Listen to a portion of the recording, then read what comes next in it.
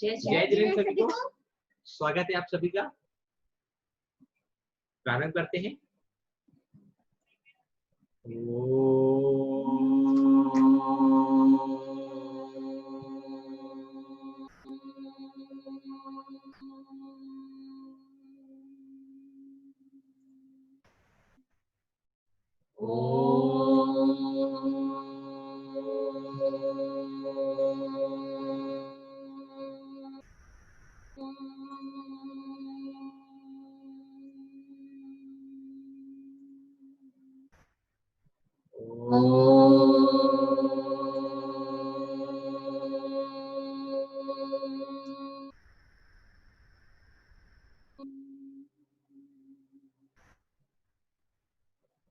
अर्हन्तो भगवन्त इन्द्रमहिता सिद्धाचसेदीश्वरा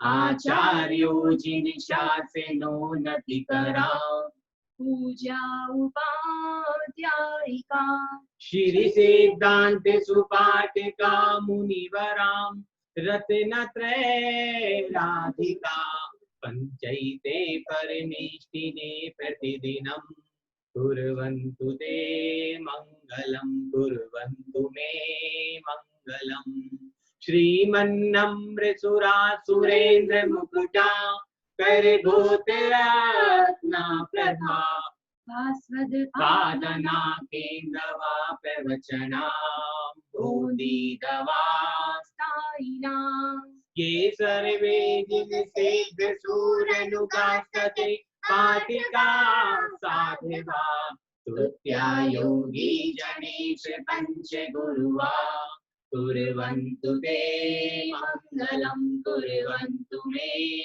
मंगलम् सम्यक् दर्शन बोध व्रत ममलं रत्नत्रं पावनं मुक्ति श्रीनगराधिनाथ जनपद युक्तोपवर्गपदा धर्म सूक्ति सुधा चैत्यमखिलं चैत्यालयं श्रेयालयं प्रोक्तं चतुर्विधं चतुर्विधमहि कुर्वन्तु ते मंगलं कुर्वन्तु मे मंगलम् नावेयादिचिनात्या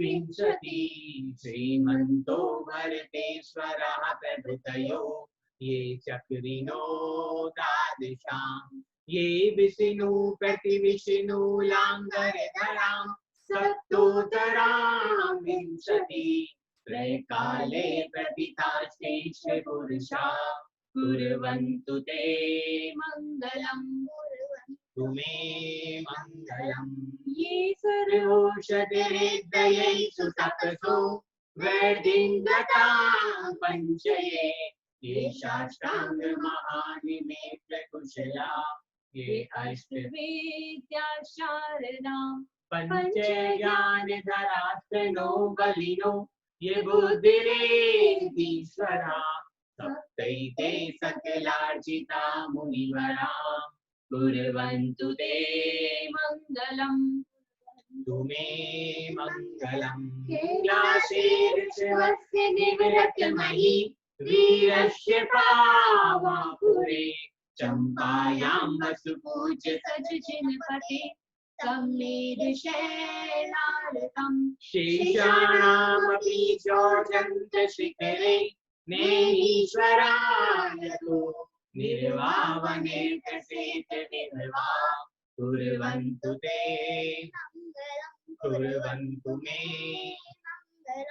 ज्योतिर्गन्तर्भावनामर्गणे मेरुकुलादो तथा जम्बूशालिमालि चैत्रशातिषु तथा वर्षारणोदादिषु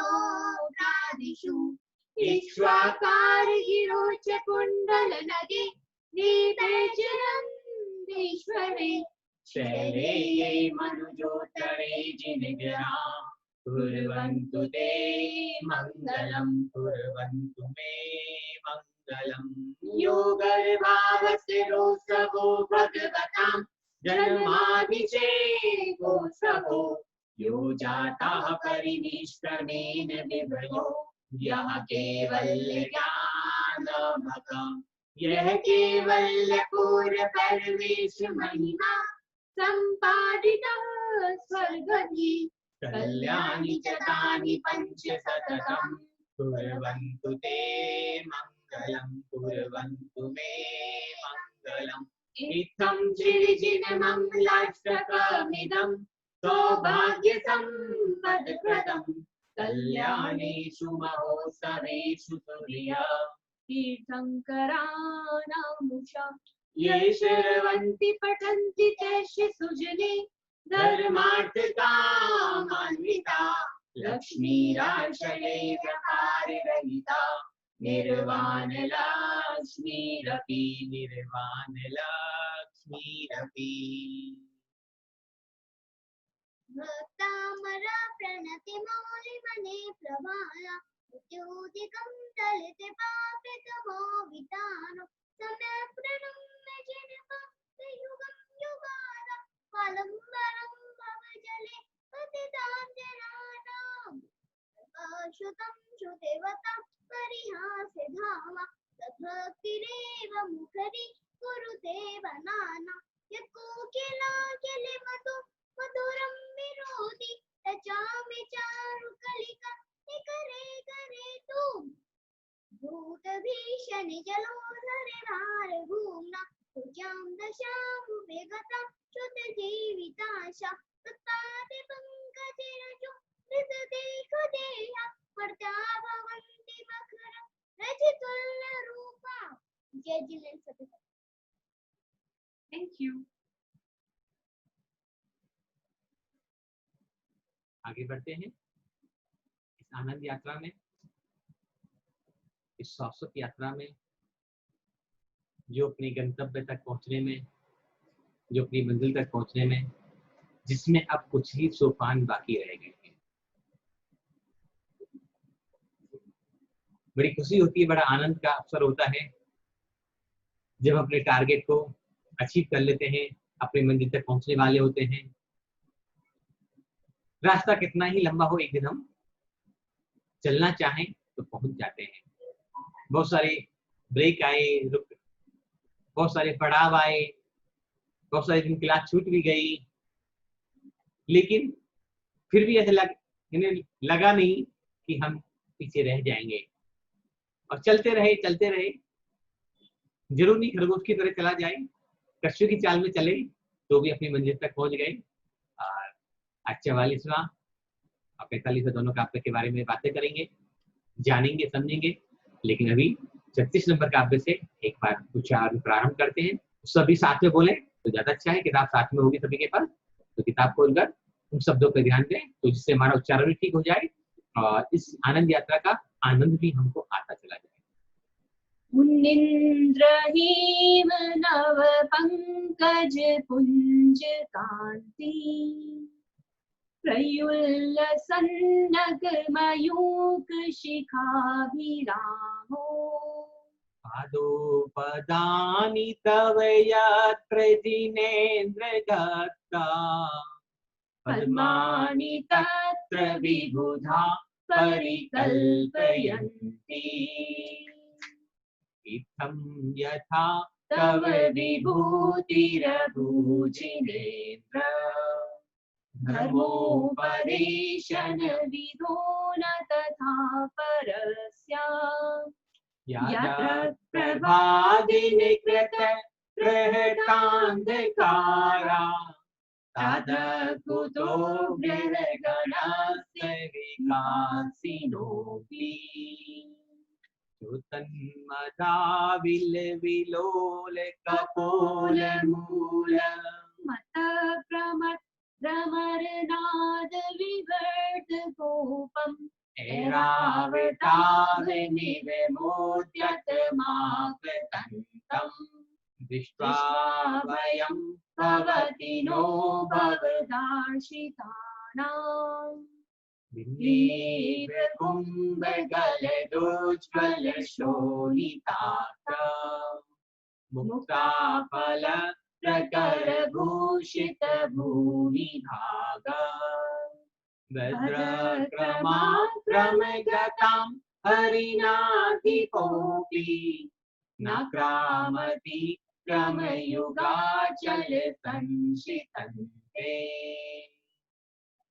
कल्पान्ते काल पवनोदत वह्निकल्पम् दावानलञ्ज्वलितमुज्ज्वलमुज्ज्वलिङ्गम् विश्वं जिगत्सुमिर सम्मुखमापतन्तम् स्वनाम कीर्तन चलं समयति शेषम् रक्ते चनं समदकोकिल कण्ठनीलम् क्रोधोदतं फणिनमोत्पन्नमापतन्तम् आक्रामति क्रमयुगेन निरस्तशङ्कः स्वनामनागदमनि हृदयस्य पुंसः बल्गा तुरंग गज गर्जित भीमनादै माजो बलं बलवतामपि भूपतीनाम् उद्यद्दिवाकर मयूखशिखापवेदम् त्वत्कीर्तनाथमहिवाशुभिदा मुपेति ताग्रभिन्न गज सोनितवारिवाः मेघावतार तरणातुर्योधभीमे युधे जयं विजित दुर्जय जय पश्चात् त्वत्पाद पंकज वनाशयिनो लभन्ते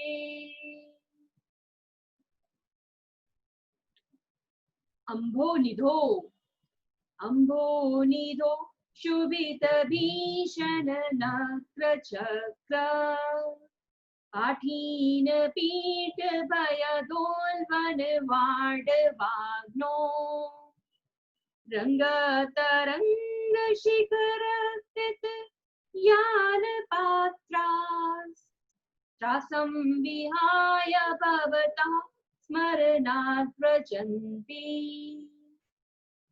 अम्भोनिधो धा पर बड़े ओ की मात्रा है अम्भोनिधो शुभित अम्भोनिधो शुभित भीषण वहां पर बड़ी की मात्रा लंबा खींचेंगे भीषण नक्र चक्र र है वी नहीं है नक्र चक्र पाठीन अम्भोनिधो शुभित भीषण नक्र चक्र अम्भोनिधो पहले बढ़ते हुए फिर सांस को कम करके धीरे डाउन आना है हमें अम्भोनिधो शुभित भीषण नक्र चक्र पाठीन ठा पर बड़ी की मात्रा है पाठीन पीठ पाठीन पीठ भयदोल्बन भयदोल्बन भयदोल्बन वाडवाग्नो ना पर दोबारा से बड़ा योग की मात्रा है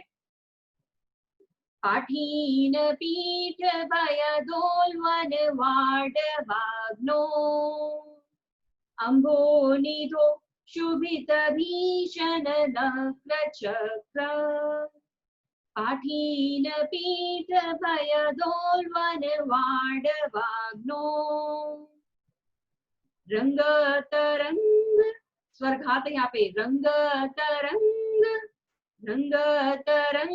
शिखर स्थित रंग तरंग शिखर स्थित यान पात्रास जो उधर सा है आधा सा हमें पात्रा के साथ ही ले लेंगे इसमें रंग तरंग शिखर स्थित यान पात्रास त्रासम सा के ऊपर बिंदु है बाद में वह है त्रासम विहाय भवता विसर्जन करना है हमें भक्ता पर त्रासम विहाय भवता स्मरणात् व्रजन्ति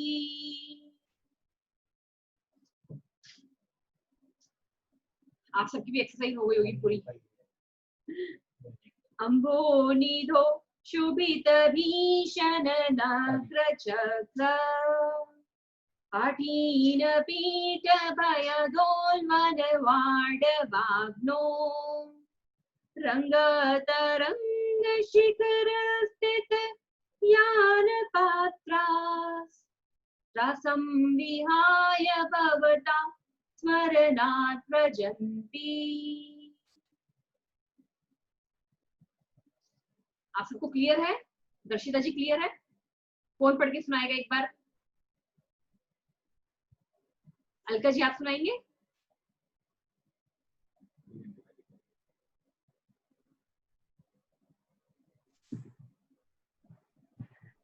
अबोनिदोक्षुभितभीषण नक्र चक्र पाठीन पीठ भयदो वणवाणवाग्न्यो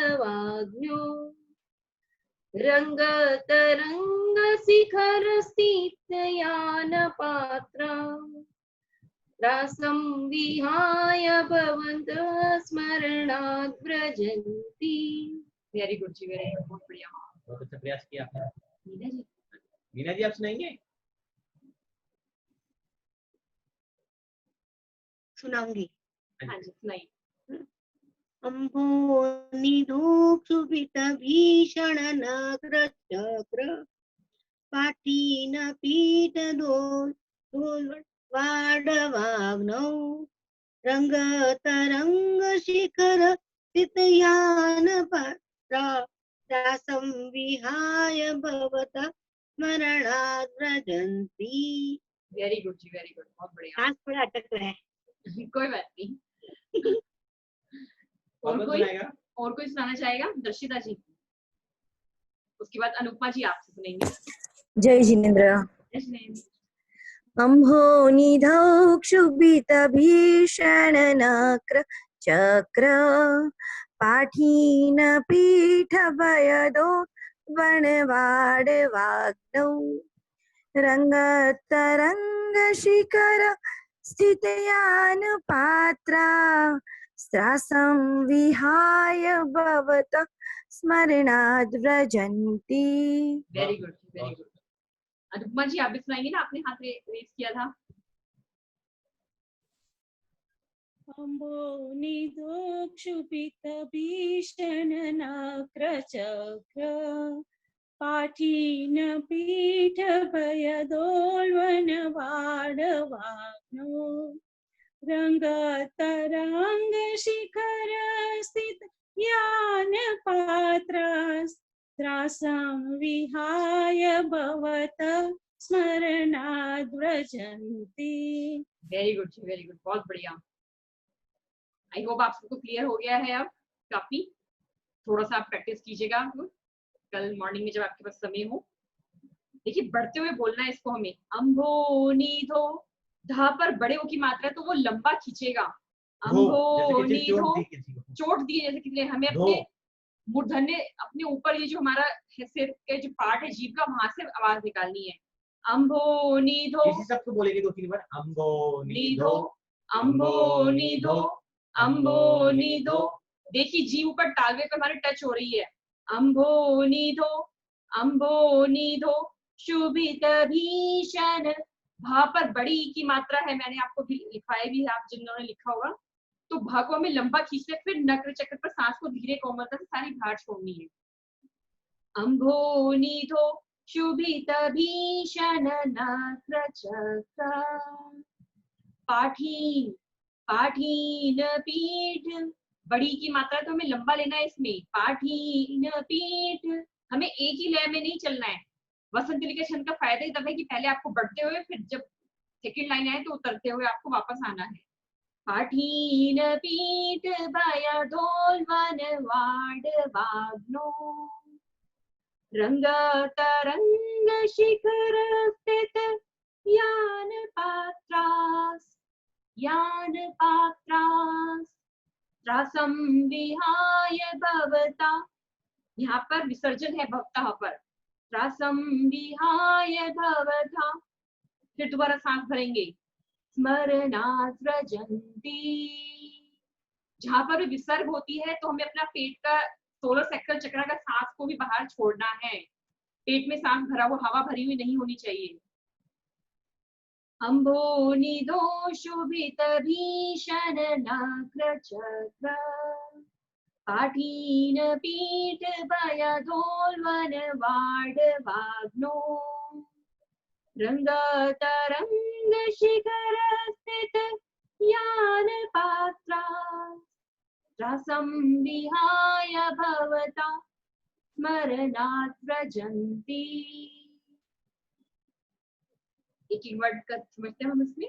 अम्भो निधो शोभित, सागर में शोभ युक्त है, शोभित मीन्स शोभ युक्त है, भीषण मीन्स भयंकर, नक्र चक्र मगरमच्छ हैं बहुत सारे, चक्र मीन्स समूह में है एक साथ बहुत सारे हैं, पाठीन पीठ मीन्स मछलियां भी है बहुत सारी, भय दोलवन भय पैदा कर रहे हैं, विकराल रूप पैदा कर रहे हैं वो अपना, वाडवाग्नो वडमानल वडवानल, रंगत मीन्स चंचल, तरंग मीन्स लहर, शिखर स्थित अग्रभाग में स्थित है, यान पात्र जहाज, जो यान होता है जहाज, त्रासम मीन्स भय, विहाय मीन्स छोड़कर, भवतः मीन्स आपके, स्मरणाद स्मरण से, प्रजंती गमन करता है।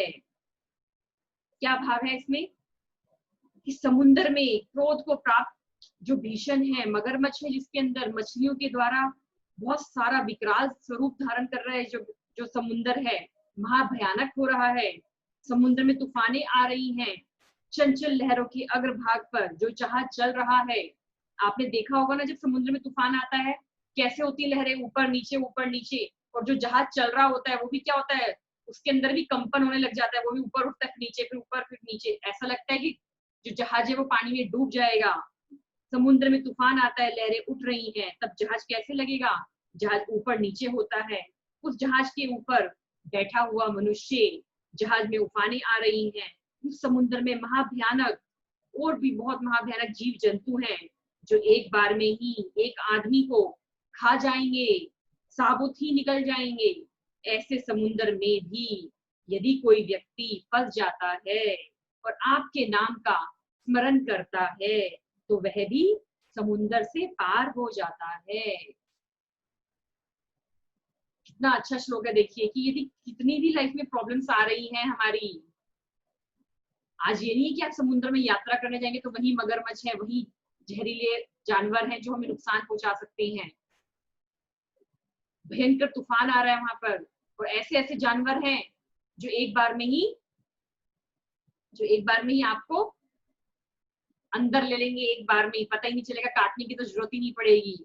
उस समुद्र के तूफान में भी यदि भगवान मानतु महाराज कह रहे हैं कि यदि उस कंडीशन में भी यदि कोई मनुष्य आपका कीर्तन करे, आपको भावना भाई आपकी भक्ति करे, तो वो समुद्र के तूफान से भी पार हो सकता है। उदाहरण के तौर पर मैना सुंदरी के पति थे श्रीपाल, उनको भी समुद्र में फेंक दिया गया था, लेकिन प्रभु के नाम की कृपा यह हुई कि वह उस महाभयंकर समुद्र को भी पार कर गए। तो हे भगवान, जो आपका स्मरण करते हैं तो वो तूफान रूपी समुद्र से भी पार हो जाते हैं। ये इसका भावार्थ दिया है, भाव दिया है मानतु महाराज ने कि कितने भी कैसे भी जानवर हैं, मगरमच्छ हैं, विशाल विशाल मछलियां हैं, ऐसी भयंकर मछलियां हैं और मगरमच्छ हैं, लेकिन उन मछलियों से भी पार हो सकते हैं हम यदि आपका नाम लें, आपका स्मरण ले करें। बहुत सुंदर। कौन कौन से भय देखे अभी हमने, याद है सभी का, भूल तो नहीं गए? भय का एक और सेतु है समुद्र यात्रा। बहुत से लोगों को डर लगता है ना समुद्र की यात्रा करने से, एरोप्लेन में बैठने से भी, फ्लाइट में भी। ठीक है, आज से 2000-2500 साल पहले समुद्र यात्री लंका, जावा, सुमात्रा, इंडोनेशिया, दक्षिण कोरिया, बहुत सारे देशों में व्यापार करने के लिए जाते थे, और वो यात्रा इतनी सुगम नहीं थी जितनी आज है। आज जैसे यान भी नहीं थे, आज जैसे जहाज भी नहीं थे, छोटे छोटे जहाज होते थे, बस यात्री अपना सामान लग के जाते थे, महीनों तक यात्रा होती थी, व्यापार के लिए जाते थे। और बहुत व्यापार इंडोनेशिया और श्रीलंका में, बहुत व्यापार भारत के द्वारा किया गया। आज भी इंडोनेशिया में बहुत सारे जैन मूल के मंदिर और मूर्तियां मिलती हैं, बहुत सारे जैन मूर्तियों के अवशेष मिलते हैं। एक मूर्तिचंद शाह जी ने एक पुस्तक लिखी सार्थवाहा, उसमें उन्होंने पूरा वर्णन किया कि कैसे कैसे हमारे जैन यात्री वहां गए, उन्होंने कैसे अपने धर्म की स्थापना की। क्योंकि जैनियों का काम क्या है, जहां जाते हैं वही मंदिर और स्थानक पहले बना देते हैं, यही है ना पहचान है हमारी ये। तो कहीं तो बस जाए दुनिया के किसी कोने में, अपना तो मंदिर बना ही देते हैं। जैसे मैंने कई जगह देखा विदेशों में भी कि एक फ्लोर पे मंदिर बना हुआ है, एक फ्लोर पे स्थानक बना हुआ है। तो जैनी तो कहीं भी गए, आज की बात नहीं है, कि पुरानी आदत रही जैनियों की, वो जहां भी गए अपना देव दर्शन का उन्होंने नियम नहीं छोड़ा। और शायद इंडोनेशिया में जो इतने सारे जैन संस्कृति के प्रमाण मिलते हैं, वो शायद इसी कारण थे क्योंकि हमारे यात्री वहां व्यापार करने के लिए पहुंच जाते थे। भारत के मसाले, भारत की मेवा बहुत मशहूर था, ऊंचे दामों पर, महंगे दामों पर वहां सुमात्रा, इंडोनेशिया, बाली आदि द्वीपों में, आदि महादेशों में बिकता था। तो भारत के यात्री खूब यात्रा करने जाते थे।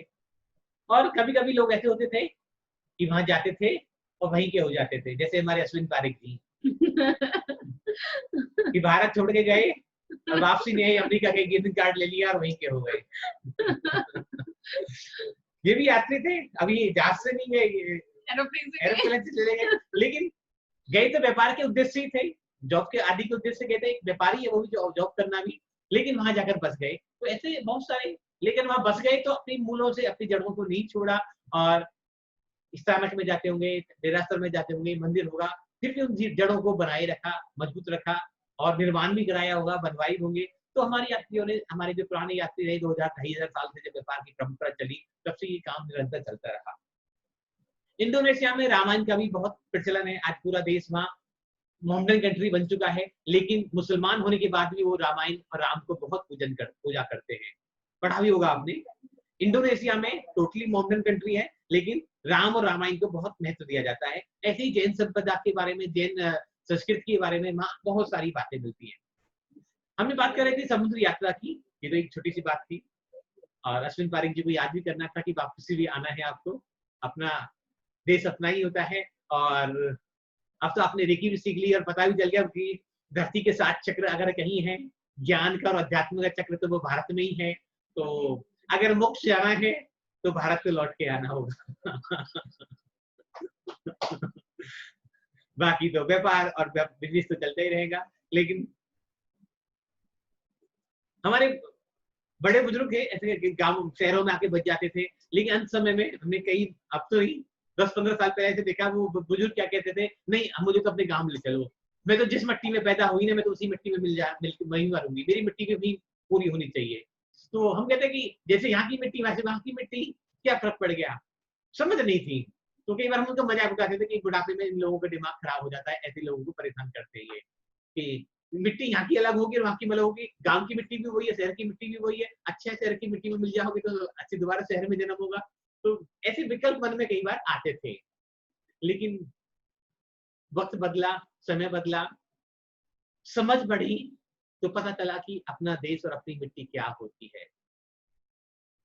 और एक मूवी देखी आपने, वो केसरी देखी सभी ने? केसरी नहीं देखी? अक्षय कुमार वाली हो, तेरी मिट्टी में मिल जावा, गुल बन के खिल जावा, गाना तो सुना होगा नहीं? अपनी मिट्टी के प्रति उसने कितना बलिदान दिया कि मुझे अपनी मिट्टी में मिलना है और अपने देश को जिंदा रखना है। तो मजाक की बात नहीं, लेकिन सच्चाई यही है, सत्य है, ये परम सत्य कि मोक्ष का जो मार्ग है वो भारत की ही परंपरा से हो सकता है, किसी अन्य परंपरा में, अन्य देश में नहीं पाया जा सकता, क्योंकि ज्ञान का चक्र और मोक्ष का चक्र, चढ़ाई और सहस्रार चक्र, क्राउन चक्र, वो भारत की भूमि में ही है। तो इसलिए लौट के हमें आना होगा। यह समुद्र की विशालता की बात करें, मानतुम स्वामी कह रहे हैं कि समुद्र में लहरें इतनी विशाल उठ रही हैं और कि बड़े बड़े जहाजों को डुबो दें, बड़े बड़े तूफान आते थे समुद्रों में, और ऐसी विशाल व्हेल मछलियां हैं जो चाहें तो एक बार में पूरे जहाज को भी निगल जाएं। ऐसी ऐसी मछलियां समुद्र में देखी जाती हैं। गए आप समुद्री यात्रा पे? कभी कभी तो जाते होंगे घूमने फिरने को, और समुद्र में ऐसा लग रहा है जैसे बड़वाना चली, समुद्र में भी आग लग रही हो। तो एक आग की बात करी थी हमने, कौन सी बात करी थी? अभी जो बात करी थी थोड़े दिन पहले, 2 दिन पहले, कौन सी बात आग की? वो कल ही करी थी ना, अग्नि की बात। कल कौन सी अग्नि की बात करी थी हमने? हाँ इधर सिमता दोषी जी, कल जो अग्नि की बात करी थी, तो अग्नि का नाम क्या था? बता रहा है कोई नहीं? डॉक्टर साहब बता रहे हैं, आप देख रहे हैं भी? करिए अपने आप को अनम्यूट कीजिए स्मिता जी। नोट चेक मत करो, इतना याद होना चाहिए। कौन सी?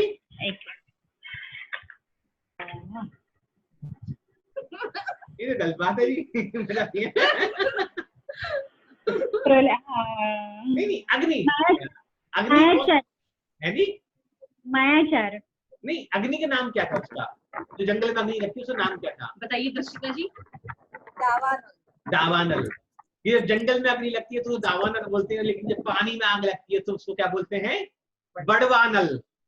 कि पानी में भी आग लग जाती है।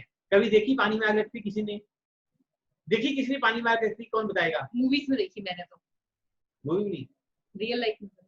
नवनीत जी रियल लाइफ में देखी आपने? नहीं। मानते हो कि पानी में आग लग सकती है? कैसे लगी बताओ? या तो हाँ बोले तो 100% सत्य होगा। आवाज नेटवर्क प्रॉब्लम है। दोबारा बोलिए, नेटवर्क प्रॉब्लम आ गई थी। हमें इसका अनुभव नहीं है कि जैसी चीजें हैं, लेकिन होती होंगी जरूर। ओके, थोड़ी मान सकते हैं, सब जानते हैं। आग पानी में भी आग लगी थी। किसी को नहीं पता पानी में आग कब लगी थी? अश्विन जी को पता है। आधी लाइट बोली। हाँ जी sir. There is a fuel on the water, then there is you can see the fire on the water. If there is a petrol or some other fuel, then you will be able to see the fire on the water. वो अच्छी बात है, आप मुझे बता रहे हैं, लेकिन पानी में भी आग लग सकती है, ऐसा हमारे शास्त्रों में भी वर्णन आया है और सभी जानते हैं उस घटना को। पानी में भी आग बताएंगे। राकेश जी ने, राकेश जैन जी। हमें अपने इतिहास को भी नहीं भूलना चाहिए कभी भी। नहीं, अभी तो ये सर ने बताया, वही मैं बता रहा था, पानी पेट्रोल का जो। अच्छा, और कोई? गुजरात से कौन कौन लोग हैं? अश्विनी जी वैसे गुजरात से ही हैं आप भी? गुजरात से कौन कौन लोग हैं? और दर्शिता जी, विमता दोषी जी, और भी कई होंगे। मनीषा जी, अनुपमा जी भी। अनुपमा जी, हेमा शाह जी, बताओ सारे, इतना सारे गुजराती बैठे हैं, सारे हमारे पूरे। ममता जी, उषा शाह जी, हमारे जुमदर राज जी गुजराती लोग कर रहे हैं। मयूरी शाह जी गुजरात। आपको बताना है ममता जी? बताना है ममता जी? हाँ जी बताना है। ओके। आवाज नहीं आ रही? आपकी आवाज नहीं आ रही।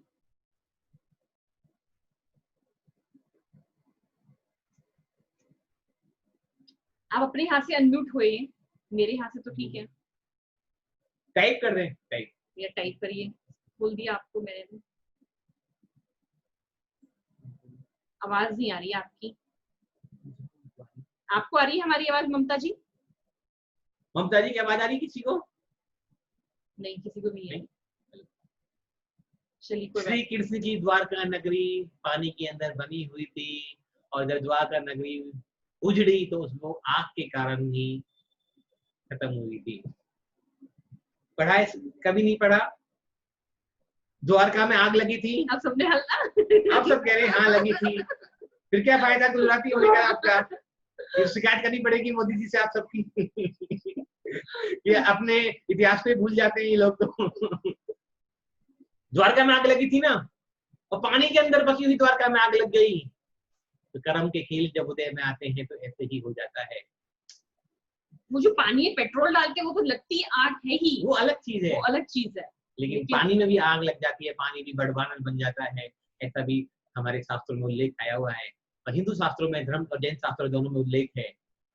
और कृष्ण के बारे में कहा गया कि चक्र रत्न हरधर सा भाई काम नहीं आया, और एक तीर के लगत कृष्ण की विनस गई काया। पढ़ी सबने? पढ़ते हो ना? दर्शिता जी ने तो पढ़ी है, उन्होंने हाथ हिलाया, मुंडी हिलाई है। कि जिसका इतना शक्तिशाली भाई था हलधर, सब कहते हैं कि वो हल पे ही सारी धरती चल रही है आज भी। बलराम जैसे भाई जिसके, और 64 रिद्धियों के स्वामी जो श्री कृष्ण जो अपने आप में पूर्ण अवतार माने जाते हैं, लेकिन जब कर्म उदय में आते हैं तो एक तीर से ही कृष्ण की मृत्यु हो जाती है कि कर्म संसार में किसी को नहीं छोड़ते। और उस द्वारका नगरी में भी आग लग जाती है जो पानी के अंदर बसी हुई थी। इसी को बड़वानल कहा गया है।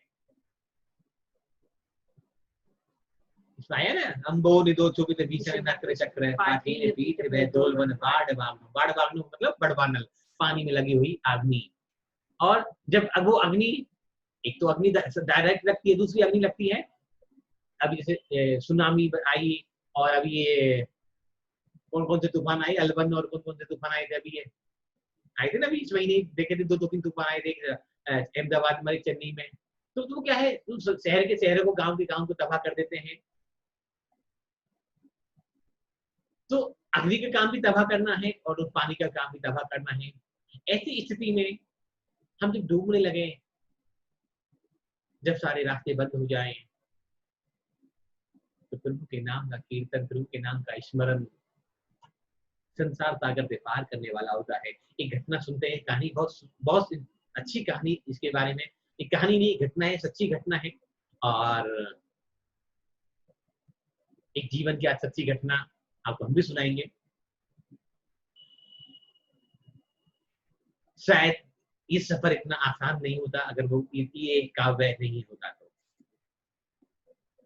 एक प्राचीन काल की घटना है। कोलकाता से एक व्यापारी, एक जैन श्रावक श्रीलंका के लिए रवाना हुए हिंद महासागर के थ्रू। यान में बैठकर बहुत सारे मसाले और मेवा उन्होंने इकट्ठी करी, बेचने ले जाने लगे।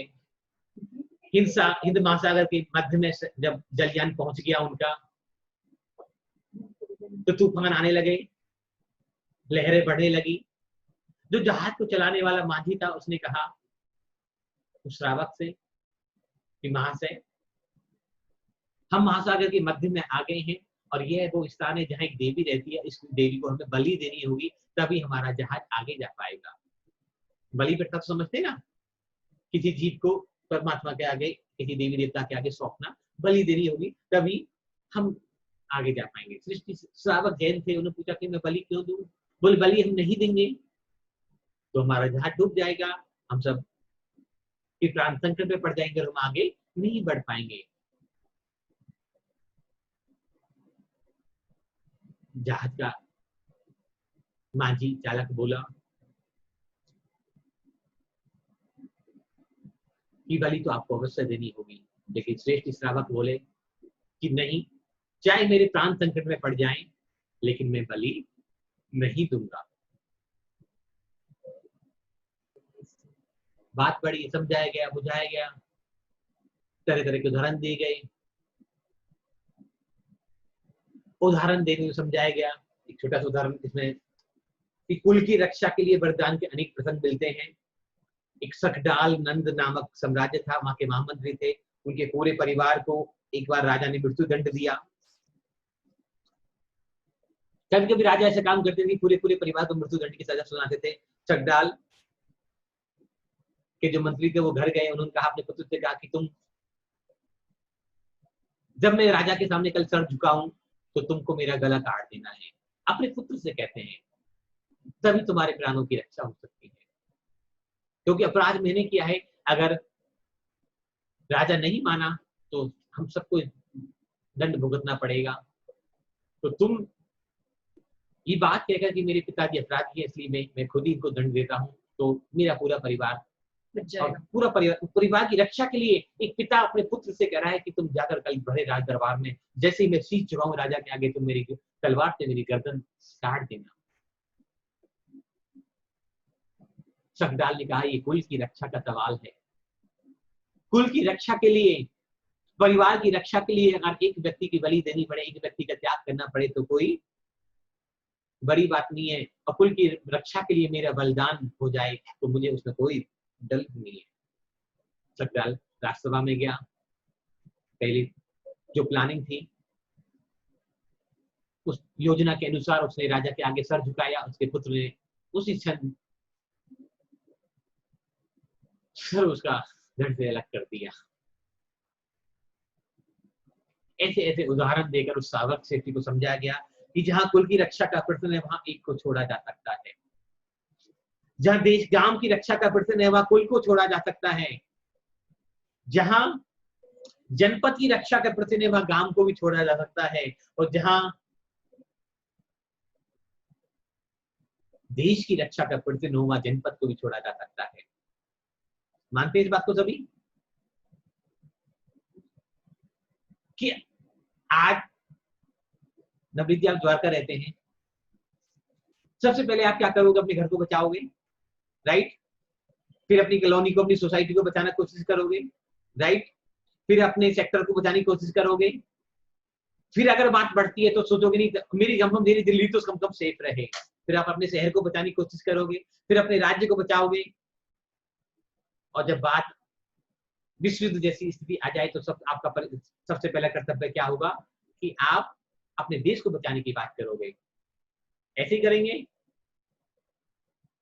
तो महामंत्री उनके जो श्रावक श्रेष्ठी थे उन्होंने कहा कि मैं भी ऐसे ही करूंगा कि कुल को बचाने के लिए एक का बलिदान दे सकता हूं, गांव को बचाने के लिए कुल को छोड़ सकता हूं, जनपद को बचाने के लिए गांव को छोड़ सकता हूं, और देश को बचाने के लिए मैं जनपद को छोड़ सकता हूं।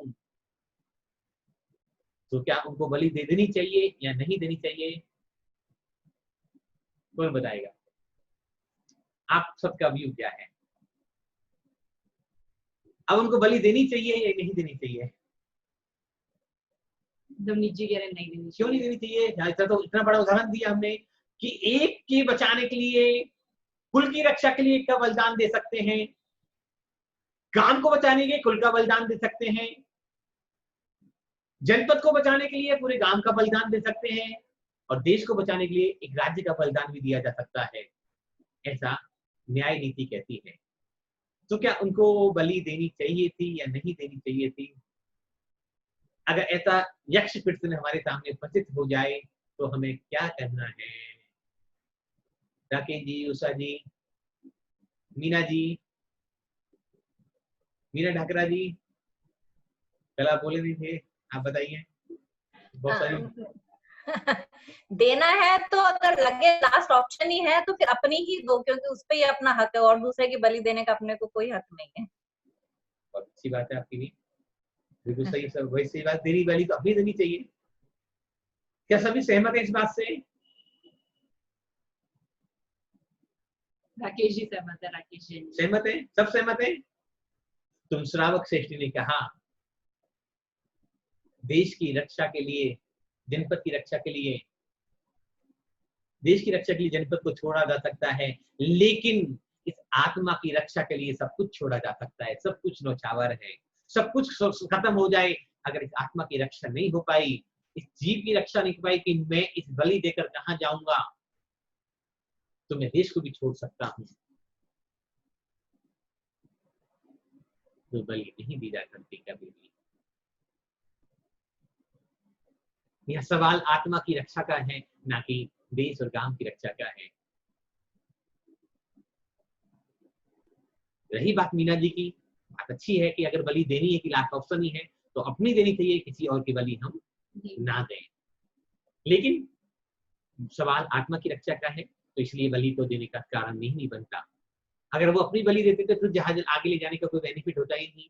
इसलिए बड़ा यक्ष प्रश्न उपस्थित हुआ। श्रेष्ठी ने कहा कि यहाँ जो गांव की, जनपद की, नगर की, कुल की रक्षा का प्रश्न नहीं है, यहाँ मेरी आत्मा की रक्षा का प्रश्न है।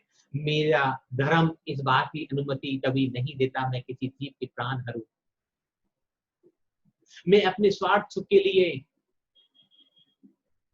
मैं किसी के प्राणों को बलिदान कर दूं।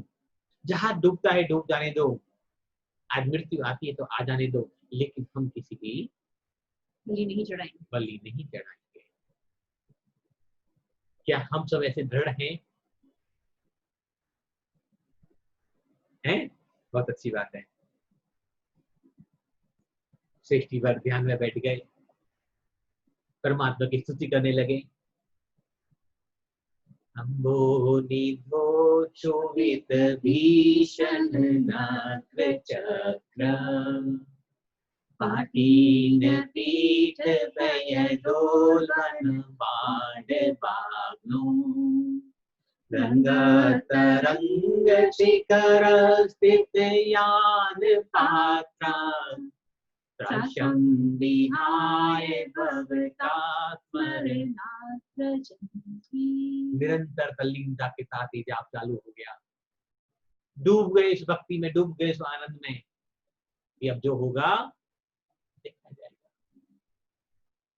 तभी महासागर के बीचों बीच देवी प्रकट हुई और तरह तरह के उपक्रम उसने सताने के लिए, कष्ट देने के लिए श्रावक सृष्टि पर करे, लेकिन वो प्रभु भक्ति में ऐसे लीन रहे, ऐसे आनंद में रहे, ऐसे मगन रहे कि उनको कुछ पता ही नहीं चला। अंत में थक गई, हार गई और सृष्टि का बाल भी बाका नहीं हुआ। तो सृष्टि को, श्रावक को पुकारा कि विप्रवर आंखें खोल कर देखो, एक बार मुझे निहारो तो सही, एक बार आंखें तो खोलो, मुझे देखो तो सही एक बार। मैं तुम्हारी भक्ति से, मैं तुम्हारी दृढ़ता से बहुत प्रसन्न हुई हूं और मैं अब तुमसे कोई बलि नहीं लेना चाहती।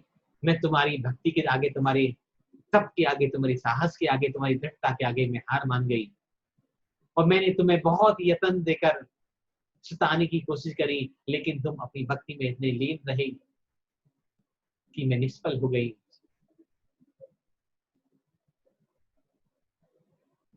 तो एक बार मुझे निहार लो, अपने नैनों से देख लो और जो तुम मांगना चाहते हो वो मांग लो। मैं तुझे, तुम्हारी बलि अब नहीं लूंगी, अब तुम्हारे जहर को मैं जाने दूंगी, अब मुझे कोई बलि नहीं चाहिए, लेकिन अब तुम कोई वरदान मांग लो मेरे से। भक्ति का शक्ति ऐसी होती है, भक्ति का चमत्कार ऐसा ही होता है। श्रावक बोले कि देवी मुझे आपसे कुछ भी नहीं चाहिए, मुझे आपसे कुछ नहीं चाहिए, आप अपने गंतव्य पे जाएं और हमें आगे की यात्रा पूर्ण करने दें। देवी ने कहा कुछ तो मांगना ही होगा। दिन में बिजली चमकती है तो निश्चित वर्षा आती है, रात में बिजली चमकती है तो कभी कभी बारिश नहीं होती, लेकिन अगर दिन में बिजली चमकती है तो कड़कती है तो बारिश जरूर होती है। अगर मैं आई हूं तो कुछ ना कुछ देकर ही जाऊंगी। जबरदस्ती है। वो कह रहा नहीं चाहिए, वो कह रहा मैं आई हूं तो मैं देके ही जाऊंगी। ऐसे कैसे, मेरा दर्शन तुमने किया तो मैं कोई, मेरी भी मान मर्यादा है, मेरी भी इज्जत है, मैं अगर ले नहीं सकती तो दे दो सकती हूँ। अगर तुमने बलि दी तो मुझे, मेरा हक तो बनता है तुम्हारे लिए कुछ देने का। सेठ से बार बार आग्रह किया, समझाया, नहीं मानी। सेठ ने कहा अगर कुछ मुझे देना चाहती हो तो इतना ही दे दो कि आज के बाद इस रास्ते से जो भी जलियान गुजरे, तुम आज के बाद किसी भी जीव की बलि मत मांगना। देवी ने कहा ऐसा ही होगा, आज के बाद यह कोई भी बलि नहीं ली जाएगी।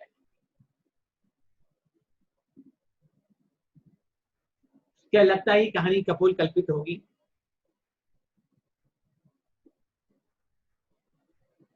कोई कुछ कहना चाहेगा इस कहानी के माध्यम से?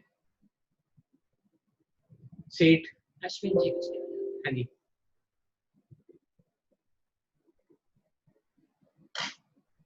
मैं सोच रहा था कि हमें बंसाली को बोलना चाहिए कि टाइटैनिक फिर से बनाए और उसमें ये लाइन ये सीएफ यूज करनी चाहिए। ये बहुत पावरफुल आइडिया है। बहुत अच्छे विचार। तो यह बात है कि वो एक श्रावक की भक्ति के माध्यम से, अहिंसा के और अभय के माध्यम से, जिनको डर नहीं सताया मृत्यु का, उन्होंने हजारों लाखों जीवों की रक्षा का एक संबल बना दिया और वो उस यात्रा से पार हो गए। मानतू स्वामी इसी भक्ति की बात कर रहे हैं। समुद्र का प्रसंग था क्योंकि समुद्र यात्राएं होती थी उस समय, इसलिए मानतू स्वामी ने समुद्र की यात्रा की बात कर दी। अब कोई और भक्तामल लेके तो हवाई जहाज की बात कर देगा। कोई और लिखेगा, कोई बस और गाड़ी कार की बात कर देगा। नहीं कर सकते, क्योंकि उस समय जो डर थे उन्होंने उन डरों की बात कर दी। हाथी का, शेर का, सांप का, अग्नि का। अब जंगलों में आग लग जाती थी, जो बांस के पेड़ होते जल्दी घर्षण करके आग लग जाती थी, और पहले कोई ऐसे इंस्ट्रूमेंट या फायर ब्रिगेड नहीं थी, तो आग महीनों महीनों चलती रहती थी। तो जो जो डर थे उस समय के, उन्होंने सब डरों के बारे में बात कर दी। तो समुद्र यात्रा का डर भी बहुत बड़ा डर था। तो कुछ लोग कहते हैं कि भगवान मानदम स्वामी ने बस के लिए नहीं लिखा क्या, कार के लिए नहीं लिखा क्या, रॉकेट के लिए नहीं लिखा क्या। उन्होंने हमेशा हर श्लोक में बड़ी चीज को पकड़ा। हाथी जैसे शाकाहारी जीवन सबसे बड़ा जानवर था, शेर शाकाहारी मांसाहारी जीवन सबसे बड़ा जानवर था, दावानल जंगल की अग्नि, छोटी अग्नि ने पकड़ी कि तुम्हारी फैक्ट्री में आग लग गई, तुम्हारे घर में आग लगी, वो अग्नि बुझ जाएगी। उनके दावानल में आग लग जाती है, वो भी तुम्हारे नाम से बुझ जाती है। और युद्ध, निशस्त्रीकरण, और आज तो समुद्र की लहरें भी दिखा दी उन्होंने। अब तो शायद कुछ छोड़ा ही नहीं।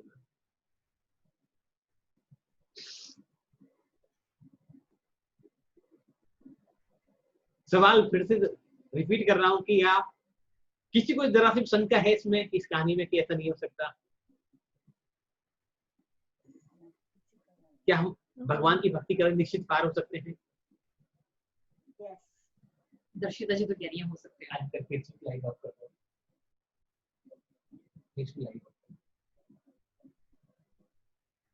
कुछ जिंदगी की सच्चाइयां, क्योंकि फेसबुक पे लाइव चल रहा है तो बहुत सारे लोग देखते हैं, कुछ गलत समझ, इसका अभिप्राय समझते हैं। कर दिया। आप हमारे परिवार के सदस्यों को समझ पाओगे हमारी बात को, क्योंकि जो अब मैं कहने जा रहा हूं उसके 3 लोग नाथ साक्षी हैं, मेरा परिवार साक्षी है, और एक फैमिली और है। मैंने आपको कुछ दिन पहले न्यूमेरिक कोड की क्लास चल रही थी, तो एक जयपुर की वाइफ शालू जैन से मिलवाया था, जिनके बारे में बताया कि काफी होटल्स हैं। याद है किसी को? न्यूमेरिक कोड की क्लास में जो जयपुर में, उदयपुर में शालू जी के बारे में मिलवाया था, याद है सभी को? नवनीत जी को तो याद है, वो कुछ को तो है, तो वो लोग भी साक्षी है इस घटना के। ये बात 2015 या 16 की है, मेरे फेसबुक पे उसकी सारी वीडियो है। अभी तक तो शायद ऐसा लगने लगा था कि कहानी कपोल कल्पित हो सकती है, या कोई और सुनेगा तो वो ऐसे समझेगा कि कपोल कल्पित हो सकती है, या इस श्लोक की महिमा के वर्णन करने के बारे में बढ़ा चढ़ा के बताएगा। शायद 2015 दिसंबर की बात है, उनका बार बार फोन आ रहे थे कि मेरे मनाली में 3 होटल हैं। संजय जी उनका नाम है, मेरठ के रहने वाले हैं और अभी जयपुर रहते हैं। आपको मेरे होटल की वास्तु विजिट के लिए चलना है। हम भी कल आए जा रहे थे कि ठंड हो रही है, अगले महीने चलेंगे, ये चलेंगे। वैसे तो काम है, जब जो क्लाइंट जब बुलाएगा तब जाना पड़ेगा, लेकिन मनाली के बाद तो एक क्रेज रहता है कि कुल्लू मनाली का दिल्ली वालों को थोड़ा सा ज्यादा ही रहता है जी। नॉर्थ इंडिया वालों को तो खास कर रहता है, गर्मी ज्यादा होती है ना दिल्ली में, ठीक है। और ठंड में तो वैसे ही मजा आता है कि स्नोफॉल देखने को मिलेगी। अमित जी जाते हो ना कहीं? बिजी हो? बिजी है।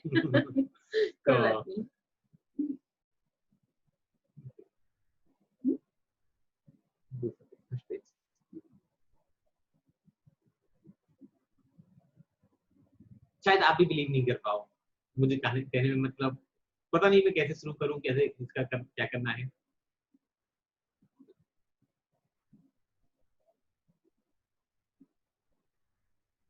उनका बार बार हाँ, वो 10 साल लगे मुझे 1-2 साल तक शुरू को पढ़ने में, कोई मेरे टीचर नहीं था, कोई समझाने वाला नहीं था। मैं स्वयं धीरे धीरे एक एक शब्द को पढ़ता रहा। कभी 1 पढ़ रहा हूँ, कभी 2 पढ़ रहा हूँ, कभी 4 पढ़ रहा हूँ, कभी नहीं भी पढ़ रहा। इस तरह से मुझे पूरा 10 साल लगा। 10 साल में जाके मैं इसको पूरा पढ़ पाया। फिर आप लोगों के संपर्क में आया, मंजू जी जो है नागपुर से, उनके संपर्क में आया। फिर मैंने एक मेरे पास बुक मिल गई मुझे, जिसमें इसमें हिंदी का अर्थ था। पहले से हमसे पढ़ रहे थे, यहाँ से अब पढ़ रहे हैं, अब पढ़ क्या रहे हैं हमें ये नहीं पता, हम तो बस उसको शब्दों का उच्चारण हो रहा था बस। लेकिन बाद में जब एक हिंदी की बुक मिली, उसमें इसका अर्थ था, शब्दों का अर्थ था, शब्दों का संधि विच्छेद था, तब फिर वो भक्ति भाव शुरू हुआ। जब भक्ति भाव शुरू हुआ तब फिर आनंद आने लग गया। फिर धीरे धीरे सब मुझे कंठस्थ याद होते गए सब। ऑटोमेटिक अपने आप, मुझे याद, मैंने विचार ही नहीं किया क्या होगा क्या नहीं होगा, सही होगा अच्छा होगा, सीखूंगा नहीं सीखूंगा, इससे क्या फायदा होगा क्या नुकसान होगा, मैं तो चलता गया। फिर आप लोगों के संपर्क में जैसे आता गया। एक मिनट, किसी ने अपने आप को अनम्यूट कर रखा है तो म्यूट कर लें प्लीज, तो आवाज डिस्टर्ब हो रही है। किसी ने कर लिया है तो मतलब शॉर्ट में यदि बताया जाए तो राकेश जी की बात का कि यदि 10 प्रयास साल भी कुछ करेंगे, नहीं लगे उनके लिए। हाँ, प्रयास करते रहेंगे लेकिन तो एंड में मुझे इसके जो बहुत से बेनिफिट मिले जो मुझे पता नहीं था, ऑटोमेटिकली हुआ। मुझे, मैंने कभी विशेष श्लोक को, हालांकि बाद में आप लोगों के संपर्क में आया तब मैंने वो 21 दिन के कई बार करता रहा, लेकिन टारगेट नहीं किया मुझे ये फायदा हो जाएगा तो मैं ये करूंगा नहीं करूंगा, मैं ऑटोमेटिक बस एक अपनी धुन में लगा रहा। तो मुझे एक जो बेनिफिट हुआ, मेरे बहुत बड़ी प्रॉब्लम सॉल्व हुई, वो ऑटोमेटिक बाद में मुझे समझ में आया, शायद इस कारण हुई हो। मेरे माइग्रेन का प्रेम था 30 साल से, वो इतना बढ़ गया था पिछले 8 साल पहले, 6-7 साल पहले, कि वो मुझे डेली एक टेबलेट लेनी पड़ती थी। बहुत जबरदस्त वे- होता है माइग्रेन का, लोग हाँ, वेसोग्रेन टेबलेट आती है, वो मुझे डेली लेनी पड़ती थी। लेकिन वो पता नहीं फिर एकदम बीच में एक साथ दिन आया, कब आया मुझे वो भी नहीं पता। अब वो मुझे 6 साल हो गए टेबलेट लिए, मैं टेबलेट लेता ही नहीं हूँ, बंद कर दी टेबलेट। अब दर्द थोड़ा बहुत कभी होता भी है तो टेबलेट लेना मैंने छोड़ ही दिया, टेबलेट लेनी नहीं है। तो मुझे इसमें श्लोक है 26 नंबर का, उसका मैं जनरली जब शुरू में श्लोक पढ़ता था 26 तक ही पढ़ता था, मैं 26 पे एंड कर देता हूँ, और 26 श्लोक का श्लोक मैं हमेशा रिपीट करता रहता हूँ। कभी मंदिर जाते हैं जैसे तो रूटीन में वो बोलते रहते हैं। तो मुझे फिर एक बार पढ़ा था मैंने कि 26वें श्लोक से माइग्रेन का दर्द में फायदा करता है। तो वो ये सब चीजें बाद में हुई, मैंने कभी उस पर टारगेट नहीं किया, अरे इससे मुझे दर्द सही हो जाएगा, इससे ये हो जाएगा, इससे वो हो जाएगा। मेन चीज भक्ति थी, और भक्ति में आप इतना हो गया फिर मुझे, तो आप यकीन नहीं करेंगे, मैं कभी कभी बीच में ऐसे अटक जाता हूँ किसी एक श्लोक पर, मुझे आधा पौन घंटा उसी श्लोक के चिंतन में लग जाता है, बहुत बढ़िया। और भक्ति में खाट हो जाता हूँ, मुझे पता नहीं होता। घर वाले भी कभी कभी कहते हैं आज क्या हुआ, भगवान जी ने पकड़ लिया क्या तुमको वहां? तो वो भक्तामर पूरा पढ़ने में जो 2-2 ढाई घंटे लग जाते हैं कभी कभी। अरे वाह, यही भक्ति है, यही भक्ति है बस। यही भक्ति है। वो एक अलग ही आनंद आगे लगता, आंखों में से कभी कभी पानी आंसू टाइप से निकलने लग जाते हैं, अलग ही मजा आता। कुछ श्लोकों का तो विशेष वो हो जाता है, किसी किसी का अलग अलग होता है, किसी का किसी श्लोक में मन अटक गया, किसी, तो ऐसा कई बार होता है। अलग अलग होती है, तो इसमें हमें काउंटिंग करने की, कब होगा क्या होगा कैसे होगा, फायदा होगा क्या होगा, सिद्ध करने की, जैसे सब में ये तो आपको अपना काम करना है, वो जो होगा कर्म अपने अपनी अपने हिसाब से भक्ति करते करो रहेंगे, वो तो अपने को अपना काम करना है। बस अपने भगवान से कनेक्शन बनाना है, भक्ति करनी है। हाँ, बस उसमें भक्ति करनी है, अपने को आनंद लेना है बस उसका पूरा, अपने अब क्या होगा, अब जो होगा वो तो अपना। सम्यक जी को भी मिल गया होगा आंसर, जिन्होंने पूछा था कि मुझे इसको सिद्ध करना है क्या। हाँ जी, बिल्कुल मिल गया, मैं समझ गया। मतलब वो भक्ति चाहिए और वो एक ऐसा मोटिव नहीं चाहिए करने के लिए। अच्छा, एक सवाल और है, शायद आपको भी थोड़ा हेल्प करेगा। जैसे मैं देखता हूँ कि ये में ना जंगलों में हर साल आपकी आवाज ब्रेक हो रही है। ऐसे कहते हैं कि भक्तांबर जी में वो फायर वाला भी श्लोक है, जो कि नहीं, जैसे भक्तांबर जी में एक फायर वाला भी श्लोक है, तो उससे भी हम वो जंगल का फायर वगैरह पे हम कंट्रोल कर सकते हैं। भक्तांबर का हर एक जो श्लोक है आप भक्ति पूर्वक पढ़ो, वही रिजल्ट मिलने लगेगा आपको। ये मत सोचो आप कहाँ से सम्यक जी, कहाँ से आप? मैं वैसे तो विकासपुरी रहता हूँ जी, दिल्ली में, आपके घर के पास। मैं अभी नीदरलैंड्स में हूँ। नहीं, आज पहली बार जुड़े हैं शायद। मैं पहली बार जुड़ा हूँ जी, मैं आपका व्हाट्सएप ग्रुप पे हूँ, आज पहली बार जुड़ा हूँ। हाँ, तभी शायद ये रह गई। तो अभी 40 नंबर जो काव्य, वो फायर के बारे में बताया था, और हमने एक काव्य से चालू करा था हमने। आज तो हम अब तो पूर्णता की तरफ जा रहे हैं, और सौभाग्यशाली की आप लास्ट में भी आप गाड़ी में बैठ गए, अच्छी बात है। तो आज तो 44वां काव्य पूरा हुआ। बेसिकली हम एक दिन में 2 श्लोक करते हैं, और ये क्लासेस जो है हमारी जब से लॉकडाउन हुआ है तब से चल रही हैं। तो 40वां नहीं, मैं ना एक चीज आपको कह रहा था, जैसे ना जंगलों में आग लग जाती है कैलिफोर्निया में, यूएस में हर साल, तो अगर हम लोग वहाँ पे भी जैन कम्युनिटी बहुत ज्यादा है, वहाँ पे अगर ट्राई करें और जंगलों की आग बुझ सकती है, मतलब ये हेल्प करेगा? बिल्कुल हो सकती है जी, बिल्कुल होती है, और लोगों ने प्रेयर करी है। अरे अब जब भी अब ऑस्ट्रेलिया के जंगलों में आग लगी थी अभी लास्ट ईयर दिसंबर में, तो शायद मैं हमारी पूरी टीम के माध्यम से मुनि सुधा सागर जी, प्रमाण सागर जी, सभी महाराजों ने मिलकर खूब 40 नंबर काव्य का पाठ किया, सब मंदिरों में शांति धारा करी। और 3-4 दिन बाद जब ही प्रोसेस चालू हुआ, जब बारिश पहले हो तो गई। आग महीनों से लगी हुई थी, जब ये प्रोसेस चालू हुआ कि भी आपको बुझाना है, इतने जीव मर गए, तो शायद चौथे या 5वें दिन बाद बारिश हो गई थी और आग अपने आप शांत हो गई थी। तो पूरा भारत, पूरा देश साक्षी है इस बात का।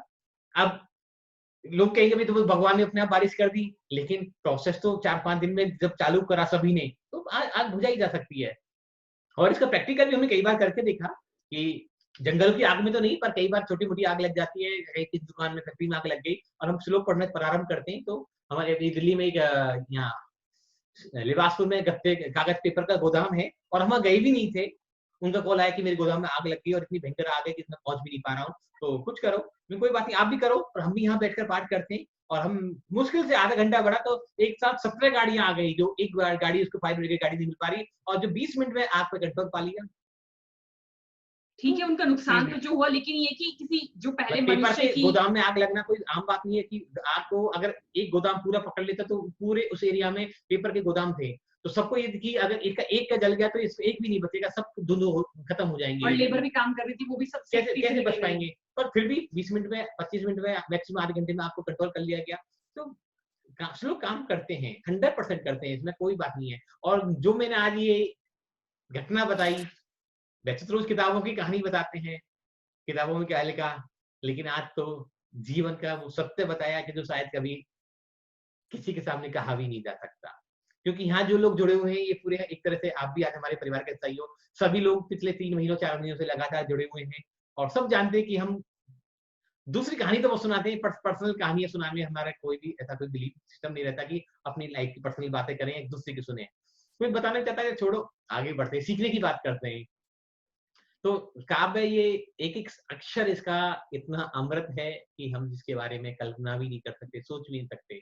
ये काव्य जो काम कर सकते हैं, इसलिए हमने आपको बताया कि हमने ये इस श्लोक में लिखा है कि समुद्र का तूफान को शांत करता है 44th नंबर जो है, लेकिन हम वहां पर तो बर्फ का और हवा का तूफान आ रहा था। हमने इस काव्य को बेमन से इसे कह सकते हैं ना कि कोई एनर्जी नहीं थी, कुछ भी नहीं थी, तब भी हमने पढ़ा और तब भी हमें तब भी काम कर गया। तब भी काम। लेकिन शायद मैंने कहा ना कि शुरुआत में तो हम ऐसे ही बोल रहे थे, हम हाँ जी बताइए प्रीति जी। भक्तामल की जो 6 गाथा अपन बोलते हैं, उसमें लास्ट में कुछ बुक्स में चाम्र है और कुछ बुक्स में च्युत लिखा हुआ है।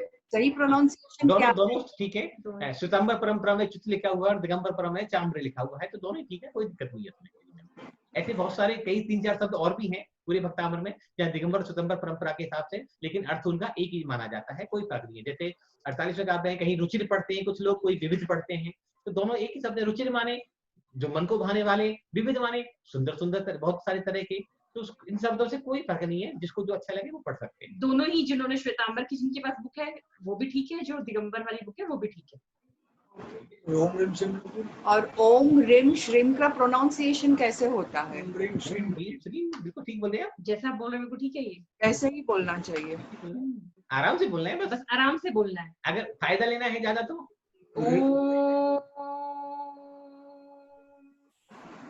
इसको लंबा खींचे 75, फिर माँ को 25, फिर हृम।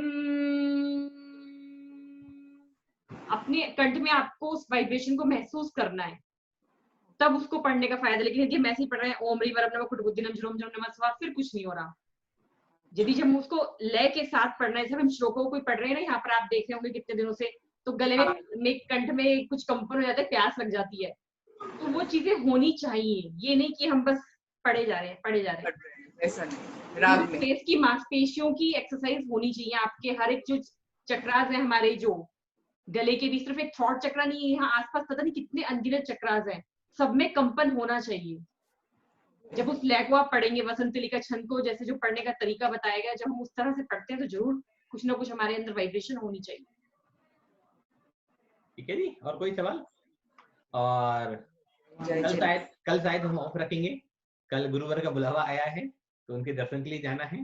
तो भगवान जम्मू स्वामी की तपोस्थली है, हमारे गृह नगर, हमारे गृह गांव से दूर, मतलब वहां से 20 किलोमीटर दूर, जब जम्मू स्वामी अंतिम जो केवली हुए, उन्होंने 84 वर्ष की उम्र में मथुरा 84 से केवल ज्ञान प्राप्त किया। उन्होंने बॉलखेड़ा नाम की एक जगह है जहाँ उन्होंने वहाँ पूरे जीवन में साधना की और केवल ज्ञान को प्राप्त किया। और आचार्य वैष्णोनंदी जी महाराज ने उस क्षेत्र को बहुत अच्छे से डेवलप कर दिया, चमका दिया। वहाँ आज भी पुराने मुनि महाराजों के चरण मिलते हैं पहाड़ी पर खुदे हुए। तो इस बार का चतुर्मास उनका वही है, तो आज उनका बुलावा आया है कि कल आपको आना है। तो अगर कल हम समय से आ गए तो आपके साथ जरूर मिलेंगे, और तो लेट हो गए तो हम कल की छुट्टी करेंगे। और हम आप सभी का भी नमोस्तु गुरुवर के चरणों में सब प्रेषित करेंगे कि सबके जीवन में कल्याण हो, सबका मंगल हो। तो कुछ कहना हो अभी आपको? तो मीना जी ने हाथ रेज कर रखा है। मीना ढाकरा जी, मैंने आपको अनम्यूट किया था, फिर शायद दोबारा से आप अनम्यूट हो गए।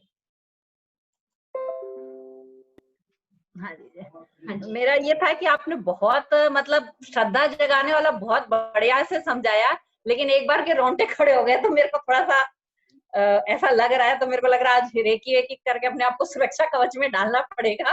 बट एक्सपीरियंस या श्रद्धा बढ़ाने के लिए बहुत अच्छा उदाहरण दिया आपने।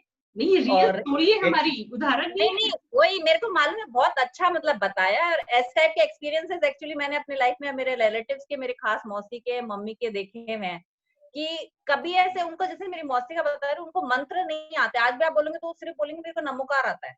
और अब एज में आके उनके साथ ऐसे कुछ एक्सीडेंट्स हुए और वो बोलती है बेहोशी की हालत में, सबका ये कहना, उन्होंने भक्तामर के पाठ और जो भी ऐसे स्त्रोत होते हैं पता नहीं कहाँ से, वो बोलती है कि वो बोलती रही बेहोशी में। और आज भी उनको पूछेंगे तो बोले मुझे कुछ भी नहीं आता है। तो ये पता नहीं क्या होता है, पूर्व जन्म का कोई संस्कार होता है कि क्या, लेकिन आज नहीं आता उनको कुछ भी। और उस समय भी यही बोले मेरे को आता नहीं है। और एक बार ऐसी हुआ, मेरी मम्मी जा रही थी दिल्ली, गाड़ी पंचर हो गया, फ्लाइट कैच करनी थी उनको। तो साथ में ये माथुर लोग थे, कोई ऑफिसर्स लोग। तो फ्लाइट कैच करना था, टायर पंचर हो गया, बोले फ्लाइट मिस हो जाए, पैसा खर्चा है फ्लाइट मिस हो जाए। खूब तेज गाड़ी चलानी शुरू कर दी, जबकि मेरी मम्मी बोले जा रही थी स्लो चलाओ, सब बोले नहीं फ्लाइट मिस हो जाएगी। अब वो कुछ ऐसा हुआ कि गाड़ी को सामने ब्रेक लगाया और मम्मी कंटिन्यू चैंट करे जा रही थी मंत्र, ये भी जो भी भक्तामर और जो भी आता है। गाड़ी 3 बार पलटा खाई, जैसे पिक्चरों में दिखाते हैं, और मतलब उल्टी होके गिर गई, लेकिन किसी को एक खरोंच भी नहीं है। तो ये मंत्रों की या इनकी श्रद्धा है ये वाली चीज की कुछ भी नहीं हुआ। इस टाइप की लाइफ में एक्सपीरियंस ये मैं आपसे एकदम अग्री करती हूँ कि होते हैं। और ये श्रद्धा अपनी बहुत भक्ति अपनी काम करती है, जो इंटेंस इतनी भक्ति होती है ना कि जो भी ये भगवान बचाएगा, ये होती है। हाँ? बर्फ में भी जो आपने बताया, एक बार बर्फ में फंसे, बोले कोई आशा नहीं थी, बच गया, कोई चारों में नहीं था, बोले भक्ति करते कि उनको भी स्नोफॉल देखने का बहुत शौक था। भैया जी को बुलाइए ना, सर को बुलाइए। अरे दिखाओ, आप भी सुंदर हैं जी, हम आपको भी देख लेंगे। सुनने बराबर है, मेरे को आके बोलते हैं गुड क्वेश्चन, उन्होंने बहुत अच्छे से सुना है, पूरा फीडबैक अपना देते हैं कि बहुत अच्छे से प्रतिजन तुम्हारे दिमाग में घुसा कि नहीं घुसा, सब बोलते हैं, लेकिन आते नहीं। नहीं, मेरी पूरी नजर रहती है मेरी इस पे क्या हो रहा है। रात को पूरा डिस्कशन चलता है, अच्छा उन्होंने ये बोला, तुमने ये बोला, उन्होंने ये समझाया, तुम समझी कि नहीं, लेकिन आते नहीं है।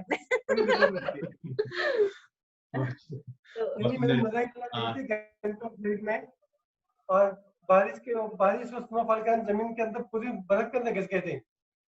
2 दिन रहने के बाद में, 1.5-2 दिन रहने के बाद मिलिट्री आके निकाल के लेके गई। तब उन्होंने कहा कि भक्तामर जितने पाठ आते थे, भक्तामर नमोकार, वही उनके दिमाग में चलता रहा। और उन्होंने आज सोच दी थी कि नहीं बचेंगे। मिलिट्री जब निकाल के लेके आई और उन्होंने अपने कैंप में रखा बोन फायर करने के बाद, तब उनको लगा कि ठीक हुए हैं। सजा तो है हम लोगों की। यही कहानी है। लेकिन बस उनका भी वही हो गया कि अब मेरे को स्नोफॉल जिंदगी में नहीं देखना। उनका ड्रीम था स्नोफॉल देखना, बोलती मुझे नहीं देखना है। जैसे आपने कहा मनाली नहीं जाना, तो आप बोलते मतलब हमारे को पता है, जब से वो विजिट करके आए ना, उसके बाद से 8-9 बार हमें वहां का विजिट का आ चुका और ज्यादा आ चुका होगा। अब लेकिन वो जब वो कहीं सामने वाले कहते हैं ना वहां दिखाना है, हम पहले ही मना कर देते हैं, नहीं हमें वहां जाना ही नहीं है। नहीं, ये चीज फैक्ट है, आप जो बोल रहे हैं एकदम सही। मतलब बहुत ज्यादा इस चीज पे होता है ये वाला चीजें ना दोबारा से दिमाग में रिकॉल हो जाती हैं, तो तुरंत इन द सेकंड यदि कोई भी नाम लेता है तो। इवन मतलब अभी बता रहे थे, रोंगटे खड़े मेरे हो रहे थे बॉडी के। मेरे भी वही बोल रहे, मेरे भी हो गए। इसलिए मेरे को लग रहा है आप लोग आज मेरे को सुरक्षा का जो मेरे से पता नहीं कॉन्फिडेंस नहीं, मुझे तो डाल दे, नहीं तो रात को नींद में पता नहीं क्या बन के क्या घूमूंगी। मालूम नहीं है कहीं मेरे को छोड़ के भाग नहीं जाए रात को। बट वो कनेक्टेड कनेक्टेड होगी ये चीज बात। कोई बात नहीं, एक होता परेशान है ना नेगेटिव एनर्जी इफेक्ट करती है। ये अभी रिसेंटली भी हुआ था, गाड़ी कोई गलत जगह पार्क कर दी, मतलब ये किसी ने फिर बाद में बताया, वहां किसी का घर था वो उजड़ा था, और गाड़ी अपन जैसे कहीं होते हैं वीरान जगह ऐसे पार्क कर देते हैं, और वो एनर्जी फिर हम लोग को घर में आके डिस्टर्ब करी थी। फिर बाद में उसका कुछ कुछ किया उपाय, जाप वाप पद्मावती का और ये वो, फिर वो निकली एनर्जी। बट ये है एक्सपीरियंस, ऐसा नहीं है कि जो बिलीव नहीं करता कहीं ना कहीं कर लेते हैं। और बाकी क्षमा भाव बहुत वर्क करता है इन चीज में, अपन मारते रहे फॉरगिवनेस की भी, कोई भी अपना वो है प्लीज आप छोड़ हम जी दीजिए आज तक भी सोल के लिए, मतलब जब ये बात कर रहे थे ना उस रूम में, तो शुरुआत में तो मेरे को ऐसा लग रहा था कि ये पागल हो गए, ये बेफालतू में बड़बड़ाए जा रहे हैं। मतलब देखो एक्चुअली में एक्सपेक्टेशन नहीं था, मतलब मेरे को चली जाती, इनको दिख रही थी, मेरे को तो दिख नहीं रही थी रूम में, इनको दिख रही है और ये बात कर रहे हैं, दोनों की कन्वर्सेशन चल रही है आपस में, और मैं बार बार देखी जा रही हूँ कि बात कर किससे रहे हैं, कौन है यहाँ पर। फिर बार बार हाथ मारे जा रहे हैं, चुप चुप चुप चुप, अरे तुम बात किससे कर रहे हो भाई। और मतलब पूरी अच्छे कॉन्फिडेंस से बात हो रही है दोनों की, ये हो क्या रहा है कमरे में। चलिए कोई नहीं, बट श्रद्धा सबको ये चीज बहुत अच्छा आपने समझाया कि भक्ति में शक्ति है। देखिए भक्ति आपकी कितनी काम आई, मतलब वो मेरे को कई बार लगता है कि मुंह जवानी सच में मुझे भी भक्तामर पूरे नहीं पड़ती आते है दोनों टाइम, सुबह भी और शाम को भी। ये सोचो जहां उस टाइम वो कह रही थी कि हे मिस्टर भक्ति शक्ति खत्म करो, यहाँ पर सिर्फ एंटरटेनमेंट होगा, आज वो भक्तांबर की फैन है हमारी। ये बात अपने से ज्यादा एक्चुअली कई और दूसरे रिलीजन वालों को बहुत श्रद्धा है, बहुत मानते हैं भक्तामर आपका मंत्र बहुत पावरफुल है। कुछ भी आप पूछेंगे तो बोले आपके पास तो इतना बढ़िया मंत्र है, वो ये बोलते हैं, बोले आप इधर क्यों आए, आपके पास तो इतना पावरफुल मंत्र है, ऐसा बोलते हैं वो लोग। बहुत सुंदर, तो यहाँ अपनी श्रद्धा जगती है। श्रद्धा सबसे बड़ी चीज है। हाँ जी हाँ जी। ठीक है उषा जी आपने हाथ उठाया हुआ है, कुछ बोलना है? उषा जैन जी, ये पहले उठाया हुआ था। नहीं, मैं भी अपना एक एक्सपीरियंस बताना चाह रही हूँ बता दो आपको, जी, आप फ्री हैं, कोई दिक्कत नहीं। नमोकार मंत्र के बारे में। कि कुछ साल पहले मेरी बेटी बाहर पढ़ती थी लंदन में, तो वो आई हुई थी और हम लोग दिल्ली गए हुए थे उसको लेने। उसके बाद में हमको जयपुर जाना था। आप कहाँ रहते हैं उषा जी?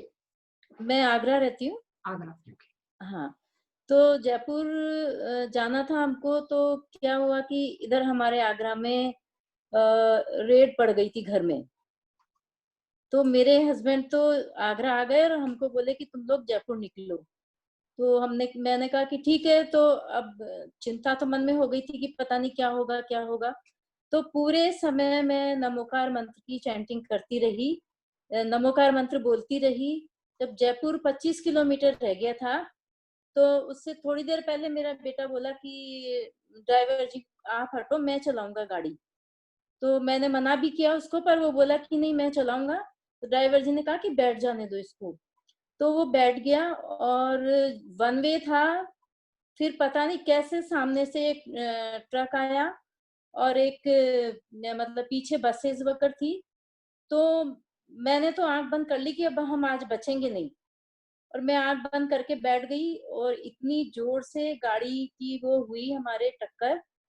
लेकिन वो जो पहले कॉन्टेसा गाड़ी हुआ करती थी, तो उसका बोनट धीरे धीरे नीचे आया और मेरे लड़के को, पीछे मेरी बेटी बैठी थी, उसने उसका सर नीचे कर दिया। और मतलब इतनी बुरी टक्कर हुई थी। और लोगों ने कहा कि गाड़ी कौन चला रहा था, कौन चला रहा था, सब उतर के आ गए। पर हमें किसी को भी एक बूंद भी नुकसान नहीं हुआ। बस हमने भगवान का नाम लिया, मेरे को तो हिलाया कि मम्मी आप उठो, कुछ नहीं हुआ। फिर हम लोग बाहर निकले गाड़ी से और गाड़ी को वहीं छोड़ के हम बस में जयपुर आए। और फिर बाद में ड्राइवर जी गाड़ी लेके आए। तो मैं मतलब मेरा तो ये खुद का एक्सपीरियंस है कि ये मैं नमोकार मंत्र पूरे समय बोल रही थी, क्योंकि इधर हमारे रेड पड़ गई थी घर में। तो मैंने कहा पता नहीं क्या हुआ, क्या होगा। पर वो नमोकार मंत्र बोलते बोलते मतलब हमारे किसी को भी कुछ नहीं लगी। तो मंत्रों में शक्ति है, ये मैं मानती हूँ। और ये जब से ये भक्तामर का, पहले हम लोग क्या था कि टीवी देखते थे, वो देखते थे। लेकिन जब से आपका चालू हुआ है और मंजू जी का भी सुना है, तब से अब किसी चीज की देखने की फुर्सत ही नहीं है। लगता है कि बस इसी को बोलते रहो। सुबह भी 4-4:30 बजे उठ के और 2 मंत्र, जैसे 17वां और 45वां दोनों की मतलब रिद्धि मंत्र 108 बार, और वो 27 बार वो करती हूँ मैं अभी। और रात में भी सोते सोते भी यही दिमाग में चलता रहता है। बहुत सुंदर जी। बहुत सुंदर जी, बहुत बढ़िया। और एक नाम क्या था, नीलू जी? नीलू जी, आपको शायद आपके सारे सवालों का जवाब मिल गया होगा। जो आपने क्वेश्चन लिखे सारे सवाल का जवाब अपने आप दे रहे लोग। मैं नहीं कुछ भी कोई कहता। कोई बाउंडेशन नहीं है। नीरू जी ने पूछा कि कोई बाउंडेशन होती है क्या, उस हफ्ता भर कब पढ़ना चाहिए, कब नहीं पढ़ना चाहिए 12 बजे पहले। तो मैं तो सिर्फ ये बताना चाह रहा हूँ कि मुझे जवाब नहीं दे रहे लोग, अपने आप जवाब दे रहे हैं। आपका बेबी तो बड़ा स्मार्ट लग रहा है। 5 years old, ये 5 साल की है। मेरी 3 डॉटर्स हैं। मैं अंशु जी के थ्रू आपको सेशन ज्वाइन किया है जो पहाड़ी धीरज से है, and it is a wonderful experience. मुझे बहुत अच्छा लगा and I want to continue actually. आप बहुत अच्छे से समझाते हैं, वेरी लाइवली वे में, बहुत अच्छे से। Thank you so much for that. आपके डाउट्स क्लियर हो गए अब? हाँ जी, बिल्कुल मेरे डाउट्स क्लियर हो गए। आपकी टाइपिंग आ रही थी ना बार-बार। मैं बोल रही थी and I wanted to know कि क्या है, कैसे है। सो भक्तामृत मैं शुरू से पढ़ती हूँ, मेरे को उच्चारण भी आता है, पर जैसे आपने कल बताया था कि ये लयबद्ध हमें हर काव्य को पढ़ना चाहिए समय लगाकर कंठ से, तो वो मैंने आज सुबह से पढ़ना शुरू किया है। बहुत सुंदर जी, बहुत सुंदर। नवनीत जी आप बताइए। हाँ सर, जय जिनेंद्र, आपने इतना मतलब मार्मिक और इतना इस तरह से सुनाया ना, ऐसा लग रहा था कि हम ही वहां बैठे हुए हैं, और मतलब आपने रियली थ्रिल कर दिया। इतना चमत्कारिक जो अपना पूरा वर्णन बताया ना कि कैसे आपके साथ हुआ था, मतलब एक टकटकी लगा के सुनते रहे कि हाँ, हमें ये लग रहा था कि आप कुछ ऐसा जरूर आपने किया होगा, क्योंकि आप इतनी शुद्ध आत्मा है ना, इतनी पवित्र आत्मा है कि आपके पास तो उनको आना ही था। जैसे ही आप वहां पहुंचे होटल में, तो आपके पास तो उनको आना ही था, लेकिन एक मन में जरूर आपके कभी रहती होगी कि शायद हम उनको फ्री कर सकते थे। और मैं झूठी बोल सकता हूँ इस बात में कि भाई हमने उनको उद्धार कर दिया, खुद ये नहीं, हम उनको नहीं कर पाए। ये हमारे मन में टीस हर समय रहेगी कि ये क्या आपके मन में टीस रहती होगी कि हाँ शायद कभी हमें मौका मिला किसी पवित्र। देखो वो जो आत्मा थी, महाराज जी कहते हैं कि वो आत्मा थी, वो कोई दुष्ट आत्मा नहीं थी, कोई बुरी आत्मा नहीं थी, वो भी एक पवित्र आत्मा थी जो अपनी मुक्ति के लिए तो चाहत रही थी। वो कुछ और थोड़ी मांग रही थी, आपको हरास थोड़ी कर रही थी। तो इतना हक तो था। और आज तक अगर वो चाहती तो आपको तो उन आत्माओं की शक्ति इतनी होती है, प्रेत आत्माओं की शक्ति बताते हैं कि वो चाहे तो पूरी बिल्डिंग को एक क्षण में हिला के गिरा दें, लेकिन उन्होंने आपको हार नहीं पहुंचाया। वो तो सिर्फ आपसे मिलना चाह रही थी, वो आपके स्वरूप उद्धार करना चाह रही थी। तो निश्चित ही वो पुण्यात्मा थी, और हम तो आज भी उस पुण्यात्मा को नमन करते हैं कि जहां भी हो, सुखी से हो, भगवान उसका कल्याण करे, उद्धार करे। तो और हमने अपना प्रयास भी किया, लेकिन बॉडी को निकलवाना ऐसी हो गई जो मतलब जो कि अगर पॉजिटिव होती तो हो सकता है आप उसका ट्रीटमेंट ही करके आते। जब गवर्नमेंट ने सपोर्ट ही, मतलब हमने जो फ्रेंड थे सबने सपोर्ट करके बात करनी चाहिए कि हो जाए कुछ, पर वो खुदाई कराना, पहाड़ों में खुदाई कराना, ये कराना बहुत लंबा प्रोसेस है। और किस किस के साइन कराने पड़ेंगे, किस किस को बताना पड़ेगा, शायद हम इस जीवन में उसको नहीं कर पाएंगे। तो हम तो भगवान के भरोसे सब छोड़ दिया कि भगवान अब तो ही उसका उद्धार करे। बॉडी को नहीं तो उसकी आत्मा को उद्धार तो कर ही सकता है ना। तो उसके लिए एक मैं और ये कहना चाहूंगा, भाई साहब, सम्यक भाई साहब ने कहा था शुरुआत में कि कैसे इसकी चैंटिंग का कैसे क्या है। सर मैं केवल एक ही चीज है कि शुरुआत में हमें भी लगता था कि काउंटिंग, समय, ये और वो, इन सब की बहुत अहमियत है, लेकिन एक्चुअली इसकी अहमियत जब ही है जब आप एक बार आप जुड़ जाएंगे ना भगवान से, तो उसका सारी अहमियत आपको डायरेक्टली दिखाई देगी। और विश्वास मानिए कुछ हो ना हो, लेकिन इतना कॉन्फिडेंस आपको अंदर से आ जाएगा कि आपके सामने कोई प्रॉब्लम है ही नहीं। आई थिंक सम्यक जी लीव कर चुके हैं। हाँ शायद जा चुके हैं। Yes yes. सही बात है। लेकिन मुझे ये लगता है भाई साहब कि मतलब कितनी बड़ी प्रॉब्लम आ जाए, लेकिन लगता है कि नहीं, आज मैं भगवान के सामने खड़ा हूँ तो प्रॉब्लम हो ही नहीं, मुझे कुछ होगा ही नहीं। उससे बढ़ के कोई संसार में नहीं है। इस बात को तो अब तक अच्छे से समझ गए, कोई समझे या नहीं समझे, हम अच्छे से समझ गए कि जो करेगा, कुछ भी कर ले, कर्म कितने ही दुख दे लें, लेकिन जब उसकी कृपा, उसकी छाता जब हमारे सर पे आ जाता है, प्रिया सबको एक ही बात समझाती है कि संसार तो बारिश हमेशा होती रहती है, लेकिन परमात्मा का छाता। सम्यक जी का क्वेश्चन आ रहा है। सम्यक जी, ये हमारे डॉक्टर मिकाऊ सुई हैं, हमने भी रेकी की क्लासेस ली थी, तो उनके जो टीचर हैं मेन, जिनके थ्रू रेकी शक्ति, रेकी के ग्रैंडफादर रहे हैं। रेकी इन्होंने स्टार्ट करी थी, तो वैसे बेसिकली हम रखते नहीं है यहाँ, वो ऊपर ही रहता है। तो अभी क्लास अभी खत्म हुई, तो ये इनको ऊपर जाने का टाइम नहीं आया कि यही विराजमान रह गए। तो आपका क्वेश्चन लिखा हुआ था ना आपने सम्यक जी, हाँ, तो इसलिए मन में कोई डाउट नहीं रहना मन चाहिए। में कोई डाउट नहीं रहना चाहिए। तो भक्ति से सबको काम करना है, भक्ति करनी है प्रभु की और कुछ नहीं करना, और सबको अपने कपड़ों की निरंजनता करनी है। तो यही हमारा उद्देश्य और यही लक्ष्य है।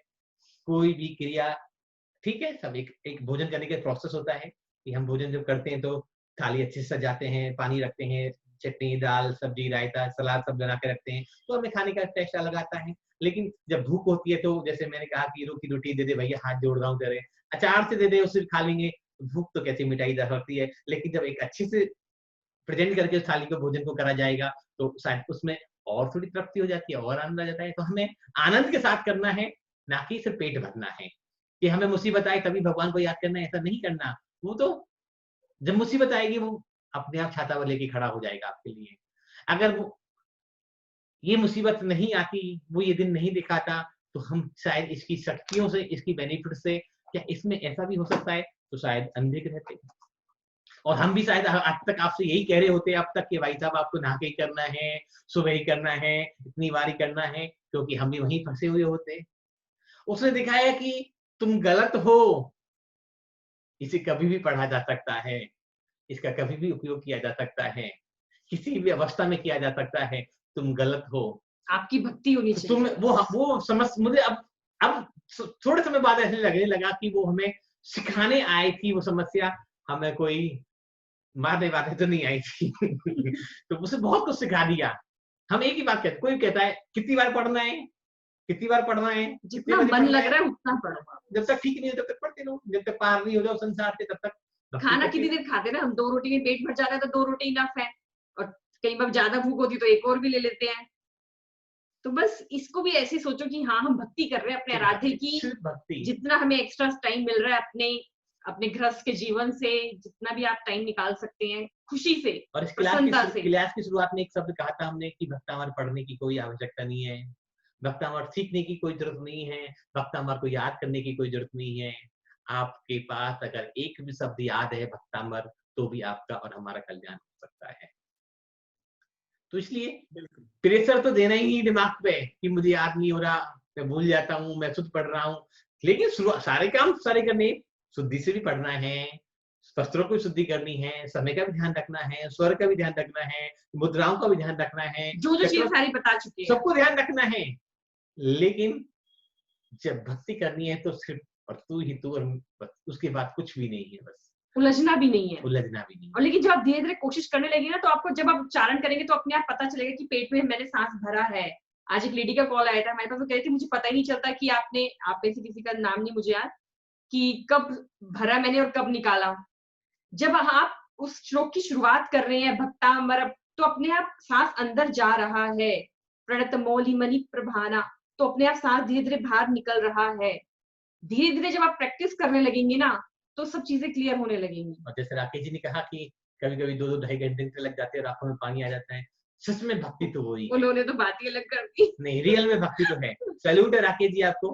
भक्ति तो यही है कि महाराज जी ने एक बार समझाया कि अगर आप माला ले ली आपने हाथ में और नमो अरिहंताणम बोल दिया, और नमो अरिहंताणम का मतलब है ये माला है, एक दाने पे आपने नमो अरिहंताणम बोल दिया, तो नमो अरिहंताणम का मतलब क्या है कि मैं अरिहंत की शरण को स्वीकार कर रहा हूं, मैं अरिहंत के जैसे बनने जा रहा हूं, मैं अरिहंत के गुणों को अपने अंदर भरने जा रहा हूं। बोले अब माला छूट जानी चाहिए तुम्हारे हाथ से। अगर अब भी आपने माला नहीं छोड़ी तो मतलब आप नमो अरिहंताणम नहीं बोल पाए। फिर नमो सिद्धाणम बोल दिया, तो अब सिद्धों के गुण को तो कम से कम अपना लो। उसके बाद आर्य ने बोल दिया तो आचार्य के गुणों को अपना लो। अगर बार बार चले जा रहा है तो इसका मतलब ये गुण हमारे वहां तक आ नहीं पा रहे, हम वहां तक पहुंच नहीं पा रहे, फिर तो ये माला घूमती रहती है और हम वहीं खड़े रहते हैं। हमें माला को नहीं घुमाना, हमें स्थिर होना है। माला कहती है कि रुक जा, ये दाना तूने पूरा कर लिया हो, इसके पूरे गुण तेरे अंदर आगे हो तो अगले स्टेप पे आगे बढ़ना। तो वास्तव में भक्ति जब हम करते हैं परमात्मा की, तो आंखों में अगर पानी नहीं आए और भक्तामर पढ़ते हुए आंखों में पानी नहीं आई तो लगता है कि अभी भक्तामर पढ़ा नहीं गया, हम सिर्फ उच्चारण ही कर रहे हैं। और उच्चारण तो लता मंगेशकर, अनुराधा पौडवाल और रविंद्र जैन और बहुत सारे संगीतकारों ने बहुत सुंदर सुंदर आवाज में कर रखा है। फिर तो उसको सुनने से तो मस्ती आती है, एक अच्छी एक सुनने में मजा आने लगता है। उस मजा नहीं लेना, हमें डूबना है, इतना डूबना है कि जब तक उसके स्वरूप का आभास ना होने लग जाए हमें, तब तक वहां से तो हटना ही नहीं, उस काबले से आगे ही नहीं बढ़ना है, भले ही राकेश जी के 10 साल लग जाए सीखने जैसे में। उनकी वाइफ बता रहे, वो बता रहे थे ना। राकेश जी कह रहे 10 साल लग गए, अच्छी बात है, कोई फर्क नहीं पड़ता। जैसे महावीर स्वामी के सामूसर में 2 व्यक्ति गए, राजश्रैनिक और एक मुनि महाराज। राजश्रैनिक ने पूछा कि मेरे कितने जन्म बाकी है भगवान? कि बस जितने इस पेड़ पर नहीं राजा, कुछ ही जन्म बाकी है तुम्हारे मृत्यु को, मोक्ष को प्राप्त होने में, ज्यादा समय नहीं है। और एक मुनि महाराज पूछते हैं कि भगवान मेरे कितने जन्म बाकी हैं? तो कहते हैं कि बस इतने ही है जितने इस पेड़ पे पत्ते हैं, ज्यादा नहीं है। वो कहते बस इतने ही है। वो हर श्वास में जीने लग गए, हर श्वास में मरने लग गए। एक श्वास में 18 बार जन्म होने लग गया, एक श्वास में 18 बार मरण होने लग गया, और भगवान महावीर से पहले वो मोक्ष को प्राप्त हो गए बैठे बैठे। एक अंतर मुहूर्त में उन्होंने अपने सारे जन्मों को पूरा कर लिया और निर्वाण को प्राप्त हो गए। और जो राजा सैनिक जिनको पता है कि अभी कुछ ही जन्म बाकी हैं, उनको फिर कई भव्य लगे मोक्ष तक पाते पाते। जिन्हें भगवान की ध्वनि सुनी, भगवान का सामूसर में भी गए, उनको कई भव लग गए। लेकिन जिसने भक्ति पूर्वक अपने आप को छोड़ दिया परमात्मा के चरणों में, वो सहज पार हो जाता है और पता भी नहीं चलता कब पार हो जाते हैं। मैं सिर्फ एक ही काम करना है, लास्ट काम, हमें सिर्फ बैठना है इस गाड़ी में। लोग कहते हैं 9 बार पढ़ लूं, ठीक है, 3 बार पढ़ लूं, ठीक है, 1 बार पढ़ लूं, बैठ जा बस तू इस गाड़ी में। ले जाने वाला तो वो खेवैया बैठा है ना, वो अपने आप पार करा देगा, तेरी मेरी काम जरूरत ही नहीं है। फिर तू क्या पाठ करेगा, मैं क्या पाठ करूंगा? जब वो पाठ करवाएगा, जब तक जितनी उसकी ताकत होगी, उन देवी देवताओं की, उन मंत्रों की जितनी शक्ति होगी, वो तुमसे जितना काम करवाना चाहेंगे वो अपने आप करवा लेंगे।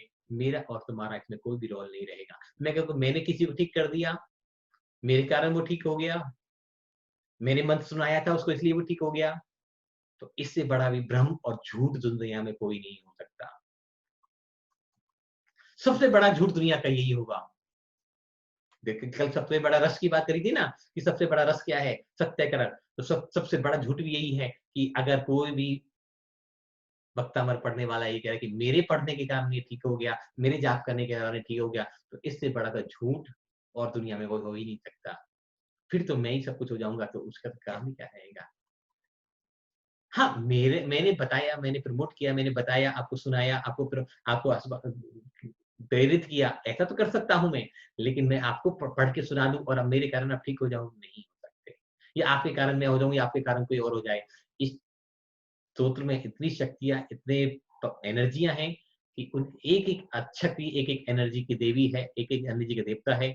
वो खुद आकर उस आपको हील करते हैं, आपके जीवन में नई खुशियां बढ़ते हैं, आपके हर कार्य को सिद्ध करते हैं। हमें सिर्फ अपने आप को उसके भरोसे छोड़ देना है। भक्तामर का मूल आधार सिर्फ एक ही है, श्रद्धा, फेथ और विश्वास।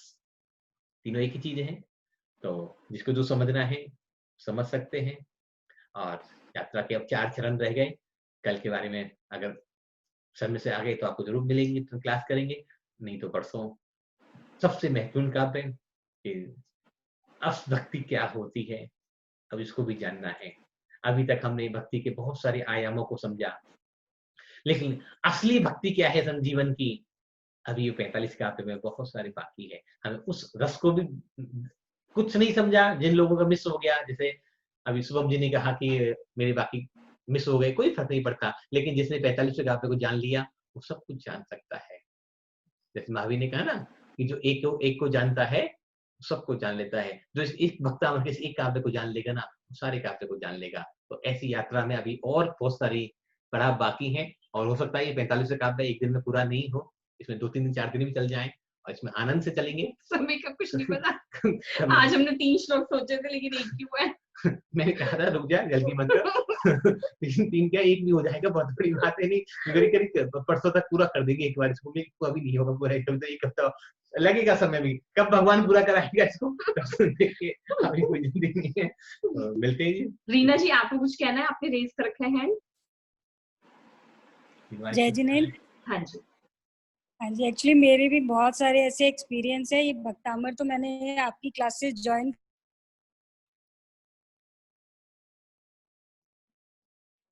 करने की पढ़ना शुरू किया है। उससे पहले भी जैसे मैं अपना आधा घंटे का रोज पाठ करती थी, तो मेरे साथ तो बहुत सारे हुए। एक मैं अभी रिसेंटली बताती हूँ, अभी ये अक्टूबर में नवरात्रास में फर्स्ट नवरात्रा के दिन मैं फ्राई कर रही थी और पूरा ऑयल मेरे फेस पे आ गया। मैंने आपको मैसेज करके पूछा भी था कि मुझे कौन सा श्लोक करना चाहिए इसमें से, तो आप बताऊं आपको कि पूरा फेस मेरा, आईज के ऊपर, आईज के नीचे, आईज के साइड में, नोज पे, ये यहाँ पे पूरा ब्लैक हो गया। मतलब कोई देखे तो पूछ भी नहीं सकता कि हुआ क्या, इतना खराब हो गया था वो। और मुझे समझ भी नहीं आ रहा था। और मैं बताऊं, मुझे पेन नहीं हुआ जरा सा भी। इतना जल जाने के बाद इतना सा भी पेन नहीं हुआ, काव्य कोई कौन सा पेन पढ़ा नहीं हुआ। आपने? हाँ जी, श्लोक कौन सा पढ़ा आपने? मैंने फिर छत्र छत्र त्रयम वाला। अरे वाह, और आप ये तो देखिए, बड़े अब स्किन आप तो बड़े पे स्मार्ट कर आपको रहे हो आप। स्किन पे कोई आपको नजर नहीं आ रहा होगा, कोई मैंने मेडिसिन नहीं खाई और ट्यूब भी मैंने बहुत कम लगाई, ऑयल लगाया, अपने आप ठीक हो गया, साफ हो गया। वाह जी वाह। और एक चीज और कि ये होने से पहले, जैसे 2 दिन पहले मुझे ये ड्रीम आया था कि तुम्हें घंटाकर्ण महावीर का पाठ करना है। 2 दिन पहले, होने से पहले। और मैंने मम्मी को बताया भी, लेकिन फिर मैं भूल गई। फिर मैं आर्ट क्लासेस जाती हूँ, वहाँ पे मुझे एक सर मिले, वो फर्स्ट टाइम आए थे हमारे क्लास में। ही वॉज अ मोमेडन, मुस्लिम थे। तो उन्होंने पेंटिंग की बात करते करते अचानक मुझसे ऐसी बात करी कि किसी का, जैसे कोई गोरा होता है, उसका फेस खराब हो जाए तो उसको तो इतना डिप्रेशन हो जाएगा। मतलब जो मेरे साथ हुआ है ना, एग्जैक्टली वही उन्होंने बात की पूरी, और कह के वो चुप हो गए। और नेक्स्ट डे क्लास जाने से पहले एग्जैक्टली मेरे साथ वो हो गया। मतलब भगवान आपको मैसेज भी देता है कि जो आपके साथ होने वाला है वो पहले आपको मैसेज भी देता है। तो उसके बाद मैं ध्यान रखती हूँ कि मुझे ड्रीम में या कहीं कुछ ऐसा मैसेज मिले तो मैं ध्यान रखूँ। अच्छी तो बात है, मैं ये बहुत कहना सुंदर। चाहता तो फेयर लेमडी गोरा कलर नहीं करे, कोई गारंटी नहीं है, लेकिन भक्तामर का 31वां काव्य आपको बहुत सुंदरता देगा, जो शायद कोई दुनिया की कोई क्रीम, कोई मेकअप नहीं दे नहीं, सकता। कोई फेस पे बचा ही नहीं। मतलब इतना फेस खराब हो गया था कि आप सामने वाले से पूछ भी नहीं सकते हुआ क्या है, इतना खराब हो गया था। और बहुत आप देखो, अब कुछ भी नहीं है। बहुत सुंदर जी, बहुत सुंदर। आपकी भक्ति को बहुत बहुत अनुमोदना। और भगवान आप ऐसे ही आगे बढ़ते रहें, ऐसे ही सुंदर स्वस्थ दिखते रहें आप। तो यही आप प्रभु से विनती है। तो समय काफी हो गया है, तो जिनवारी स्तुति करते हैं। Thank you Reena ji. Thank you जी, सभी का बहुत बहुत धन्यवाद थैंक यू, जिन्होंने अपने थैंक अनुभव सुनाए। और अनुभव वैसे तो हमारे सभी के पास इतने हैं कि सुनाते रहेंगे तो सालों निकल जाएंगे। फिर भी 1-2 दिन रखेंगे स्पेशली सबके अनुभव सुनने के लिए। तो अच्छा लगेगा उससे भी, और एक पॉजिटिविटी आती है, एक अच्छा आनंद आता है। तो मतलब आप सब समझ किसी सकते हैं, को तो किसी को रीना जी ने निराश जो नहीं होना बताया है। कि यदि जल गया है तो 31 नंबर श्लोक भी पढ़ सकते हैं, हमें भी इससे प्रेरणा मिलेगी, हम भी क्योंकि आगे हम सपोर्ट अधिकतर कर सकते हैं। 45वां काव्य बताते हैं यदि जलने के बाद कि जल गया है तो 45वां करें, लेकिन अब आज रीना जी से प्रेरणा मिली है कि 31वां करें। ये भी बहुत एक अच्छी। नया कुछ सीखने को मिला है उनसे। और एक दिन सबको, एक दिन एक क्लास या 2 क्लास ऐसी रखी जब सब अपने अपने अपने अनुभव सुनाएंगे, भक्तामृत हो या जिंदगी के एक्सपीरियंस कोई भी हो, चाहे नमोकार मंत्र कोई भी हो। सब एक ही चीज है, कोई अलग नहीं है। ठीक है जी। आपका कौन सा विलेज है? राकेश जी आपके पास में ही हम। बिल्कुल पड़ोसी हैं आपके, जुरेरा से। कल जा रहे हैं हम जुरेरा। हाँ जी, हाँ, इसलिए पूछा था, आप कह रहे थे ना बॉलगीराल से पास में है हाँ जी, आपका होम विलेज। हाँ जी, हाँ जी, अच्छा अच्छा, जुरेरा से हैं? हाँ जी, हाँ जी, ओके ओके। जुरेरा से तुम्हारे यहाँ कई लोग रहते हैं भरतपुर? हाँ जी, बहुत लोग रहते हैं, हमारे परिवार से भी काफी लोग रहते हैं। और अच्छा एक अच्छा। माता जी हैं हमारे गांव में, तो उनका भी चतुर्मास है, तो उनके हाँ भी हाँ। उनका भी दर्शन हो जाएंगे। और महाराज जी के पास तो गुरु जी का बुलावा है तो जाना पड़ेगा। ओके, सही है और ये भी नहीं बिल्कुल। बताया कि क्यों क्यों जाना है, क्या काम है। बस मैसेज, फोन आया जी आपको गुरु जी याद कर रहे हैं, कल आना है आपको क्यों बुलाए हैं, शिक्षा है, जाके पता चलेगा। जाके पता चलेगा। नमक से करा दो। हाँ ठीक है, सही है सही है। कल आओगे तो चर्चा करते हैं। आप क्यों करते, क्या चर्चा करनी है, वो उनकी मन की बात है। तो फिर वो वही चार, होता है कि जब वो विशेष कोई बात होती है, कुछ विशेष काम होता है, या कोई हमारे पर विशेष कृपा होनी होती है, तभी वो याद करते हैं, ऐसा नहीं करते। तो हम तो ये सोचे जा रहे हैं कि प्रभु का प्रसाद मिलने वाला है, कोई अच्छा ही तो चलो। तो 4-5 महीने फिर तो और भी आपके राउंड लगेंगे फिर तो। नहीं, वैसे तो महीने में 5-7 बार उनके पास हुए आते हैं, लेकिन अभी लॉकडाउन का ये कोरोना चक्कर में तो। हाँ नहीं, अब चतुर्मास है तो वहीं तो फिर तो वहीं आना होगा। हाँ देखते हैं। चलो फिर बताना कभी, फिर हम भी इधर आएंगे कभी को। एक बार हम भी होके आएंगे, हम भी गए नहीं एक्चुअल में कभी। हाँ बहुत अच्छी जगह, देखो तो बहुत सुंदर मंदिर और बहुत सुंदर क्षेत्र डेवलप हाँ तो बहुत अच्छा बन गया है। कभी आओ और बहुत अच्छा लगेगा। और आचार्य श्री का जो वात्सल्य है वो बिल्कुल दुनिया में हाँ वो तो मालूम है, वो तो यहाँ रहे थे एक बार, यहाँ कुछ 3-4 दिन एक बार रुके थे यहाँ भरतपुर भी। वो कभी ये नहीं देखते तुम कहाँ से आए हो, कैसे आए हो, तुमको जानते ही नहीं करते, तुम पैसे वाले हो, तुम गरीब हो। हाँ माल वो सबको, जैसे एक माँ बच्चे को प्यार करती है, वो सभी को एक माँ की तरह प्यार करते हैं, सभी को। तो उनका जो एक शैली है प्यार करने वाली, हेल्प करने वाली, ये बहुत अच्छी है। बहुत अच्छा है। नीरू जी आप 17 नंबर काव्य पढ़िए। ठीक है, अभी आप आइसोलेशन से बाहर आ गए, लेकिन तब भी 17 नंबर काव्य। ठीक है नीरू जी। जुरेरा नीरू जैन जी या है दिल्ली। हमारी बात कर रहे हो, हम सब सुन रही है। चलो जी, दिन हमारी स्तुति करते हैं, समय काफी हो गया, सुबह भी और भी काम करने, हीलिंग का भी है और भी। तो जवानी के ज्ञान ते सूझे लोकालो, सोवानी मस्तक नमो सदा देत हूँ धो। हे जिनवानी भारती तो जपू दिन रैन, जो तेरी शरणा गए सो पावे सुख चैन। दाद श्याम जिनवानी माता की जय। परम पिता परमात्मा प्रथम तीर्थंकर देवादिदेव 1008 श्री आदिनाथ भगवान की जय। मान तुमनी महाराज की जय। भक्तामरनाथ स्तोत्र की जय। अच्छेमी तुच्छेमी बंदामी नमस्यामि दुःखकौ कमवखौ बोहिलाओ शुभैगमनं शमयि मरणं जिनगुण सपत्ति हो मध्यम। नमोस्तु स्वामी, नमोस्तु स्वामी, नमोस्तु स्वामी।